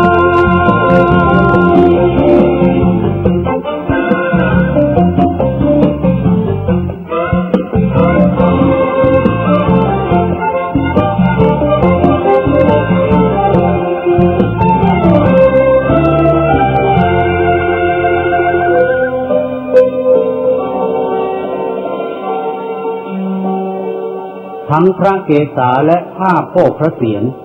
ต่างลอยสูงขึ้นไปบนอากาศขณะนั้นสมเด็จอมรินทราธิราชก็เอาพระอบแก้วมารองรับและเทิดทูนไว้บนพระเศียรแห่งตนแล้วนำไปบรรจุไว้ในพระจุฬามณีเจดีย์ณดาวดึงส์เทวโลกพระบรมโพธิสัตว์ได้ทรงดำริอีกว่าอันเครื่องนุ่งห่มที่เราใช้อยู่นี้ไม่สมควรแก่สมณเพศเลยแล้วเมื่อเราจะบรรพชานี้จะใช้เครื่องนุ่งห่มเป็นประการใดจึงจะเป็นสัญลักษณ์ที่เหมาะสมแก่เพศสมณะในการนั้นท้าวมหาพรหมองค์หนึ่งมีนามว่าคติการพรหมซึ่งเคยเป็นพระสหายกับพระโพธิสัตว์เมื่อครั้งเสวยพระชาติเป็นโชติปาลมานพในสมัยศาสนาของพระพุทธกัสสปะสัมมาพุทธเจ้าได้ทราบเหตุนั้นจึงได้นำเอาเครื่องอัฐบริขารลงมาจากพรหมโลกน้อมเข้ามาถวายพระโพธิสัตว์จึงได้ครองผ้ากาสาวพัสอันเป็นธงชัยของพระอรหันต์แล้วอธิษฐานเพศเป็นบรรพชิตจากนั้นทรงมอบพระภูษาทั้งคู่อันเคยทรงแต่ครั้งยังเป็นคฤหัสถ์แก่ท้าวคติการพรหมท้าวคติการพรหมก็น้อมรับแล้วบังคมลาอัญเชิญพระภูษาทั้งคู่นั้นขึ้นไปบรรจุไว้ในพุทธเจดีย์แดนพรหมโลกส่วนพระเกศาที่พระเศียรของพระโพธิสัตว์เจ้านั้นคงเหลือยาวอยู่เพียง2 องคุลีและได้ม้วนกลมเป็นทักษิณาวัตรปรากฏขึ้นมาเองทุกเส้นและนี่ได้ยาวไปกว่านี้ตราบเท่าเข้าสู่ปรินิพพาน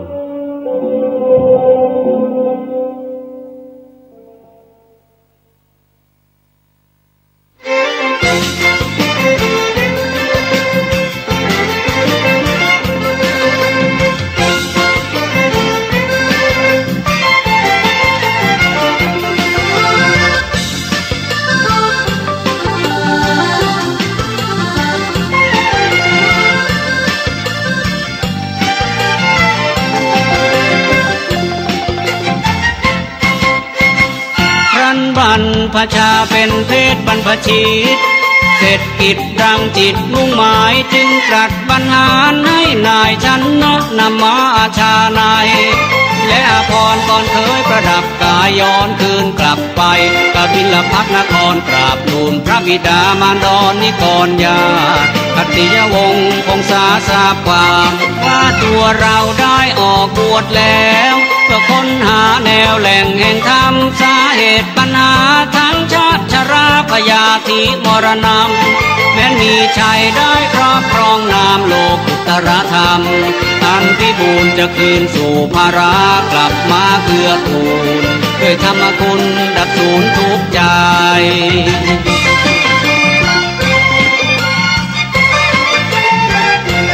นายชันนะกราบบาทบงพระองค์ขอบวชตามไปทรงตรัสถามถึงเหตุแห่งความจะบวชตามไปทำไมในฉันนะกราบทูลอธิบายว่าบวชตามไปเพื่อรับใช้พระองค์ด้วยเคารพรักใจพักสูงส่งข้าพระองค์จึงขอตามไปข้าตัวท่านนั้นยิ่งใจพักเคารพรักเราดังคำไขขอให้ทำตามเหมือนดังข้อความที่เราสั่งการไว้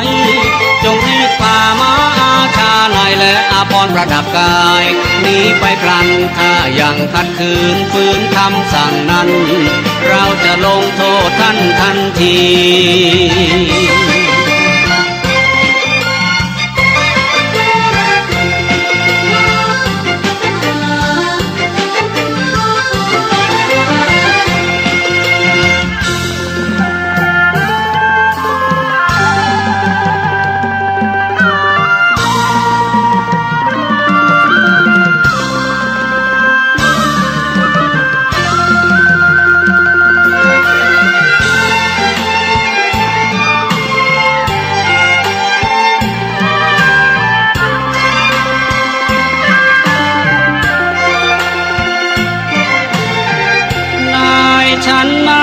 ำลานิรา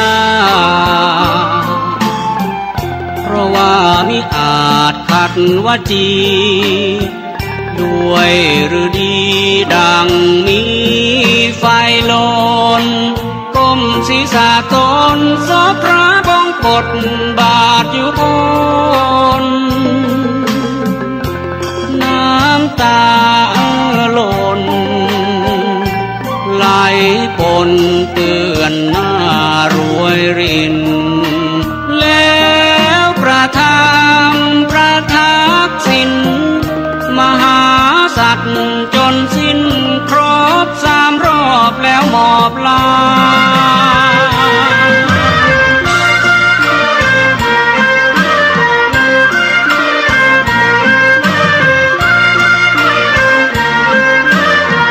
ส่วนสินทบอาชาลายเต็มไปด้วยญาติจากสุธาราแทนถ้อยวาจาและดวงใจแลบชิวหามาเลียพระบาททันใดพระโพธิสัตว์ได้ทรงลูบไหลหลังอาชาแล้วตรัสคำสุนทรกถาประโลมและปลอบอาชาอย่าโศกาภูมิฟ้า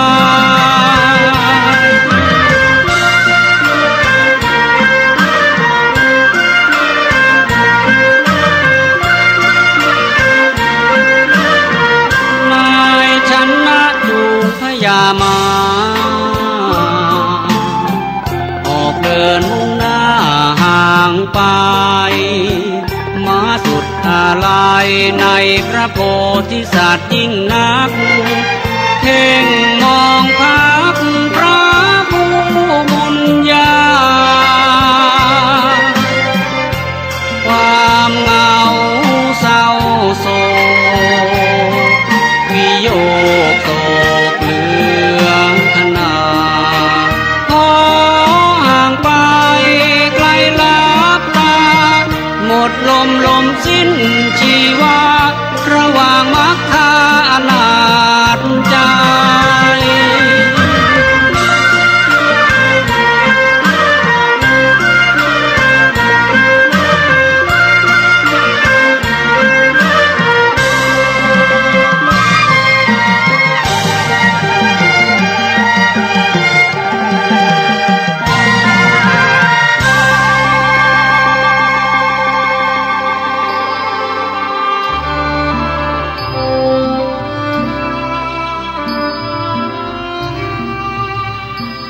ม้ากันทกะสิ้นชีพลงณที่นั้นด้วยอานุภาพผลแห่งการที่ได้รับใช้และสวามิภักดิ์จงรักกตัญญูในพระโพธิสัตว์เจ้ากันทกะอาชาไนก็จุติขึ้นไปอุบัติณวิมานทองของสวรรค์ชั้นดาวดึงเทวโลกส่วนนายชนะเห็นกันทกะสินทบล้มลงสิ้นชีพไปเช่นนั้นก็เกิดความสงสารและเศร้าใจยิ่งนักได้กล่าวกับร่างของม้าที่ไร้วิญญาณว่ากันทกะเอ๋ยแม้ว่าท่านจะเป็นสัตว์ดิลฉานแต่จิตใจของท่านนั้นช่างแสนประเสริฐยิ่งนักเจ้ามีใจกตัญญูสวามิภักดิ์รักเจ้าของจนถึงกับต้องทำลายตนด้วยความอาลัยนั้นซึ่งจะหาผู้ใดเสมอมิได้เลยตัวข้านี้เป็นมนุษย์ถึงแม้จะจงรักภักดีกตัญญูรู้พระคุณสักปานใดก็ไม่ถึงกับต้องทำลายชีวิตให้ปิดลงไปได้จิตของข้าผู้เป็นมนุษย์นี้สู้จิตของท่านซึ่งเป็นเดรัจฉานไม่ได้เลยจิตเราพ่ายแพ้แก่ท่านแล้วขอวิญญาณของท่านนั้นจงไปเสวยทิพสมบัติในรัตนพิมานสวรรค์เถิดแล้วนายชนะก็เก็บดอกไม้ในป่ามาบูชาศพของพญาสินทบแล้วเข้าปลดเครื่องม้าออกเดินทางต่อไปจนถึงกรุงกบิลพัสเข้ากราบบังคมทูลเรื่องราวทั้งหมด แด่พระเจ้าสุโธทนะและพระปยุรญาติให้ทราบทุกประการเมื่อทราบความดังนั้นแล้วทั้งพระบิดาและสักยราชทั้งหลายตลอดจนพระนางพิมพาจึงค่อยบรรเทาเศร้าโศกลงบ้างและต่างเฝ้าคอยสดับข่าวการตรัสรู้ธรรมของพระมหาบุรุษต่อไปตามในอันพราหมณ์ทั้งหลายได้พยากรณ์ไว้แต่หนหลังเมื่อครั้งแรกประสูตินั้น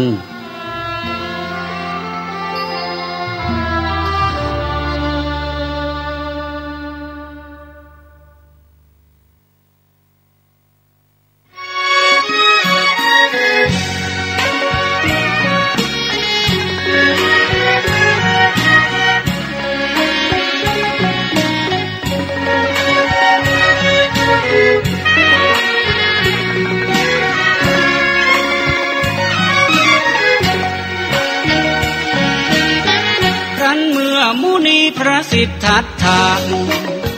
ส่งนายชนะให้พามาชานายย้อนคืนหลังสู่ยังกรุงไกรไม่เหลือใครอยู่ใกล้อีกเลยมองรอบกายหาไทยนึกเกลียวอ้างว้างอยู่เดียวเปลี่ยวได้ฉะไหนนี่พระมาวิตกอกไม่มีใดเลยเที่ยงแท้มีแปรเปลี่ยนพันใกล้บริเวณที่บรรพชามีป่าชื่อว่าอนุปิยะอัมพวันเสด็จอาศัยอยู่ในป่านั้นนา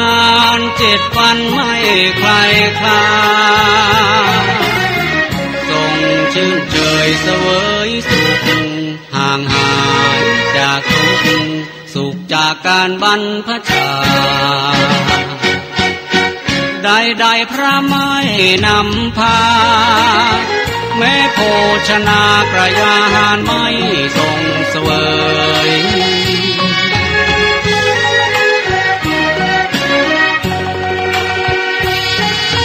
วันที่8จึงเสด็จไปบิณฑบาตในเมืองราชคฤห์ธานีนี่วันแรกแห่งการบิณฑบาตเพื่อมาเสวย7 วันที่พันล่วงเลยมิเคยเสวยสิ่งใดหมู่ชนชาวเมืองเห็นเรื่องรูปทรงสง่าองค์เพ่งพิษสวงและสงสัยเป็นเทพเทวาจากฟ้าฟ้าไหนหรือองค์เท้าสหัสนัยเสด็จลงมาบ้างว่าเป็นองค์อินทร์อุดมบ้างว่าเป็นเท้ามหาพรหมมาชื่นชมนาคราอึ้งกระเริกโกลาต่างคนมาชมพระมหาบุรุษมากมี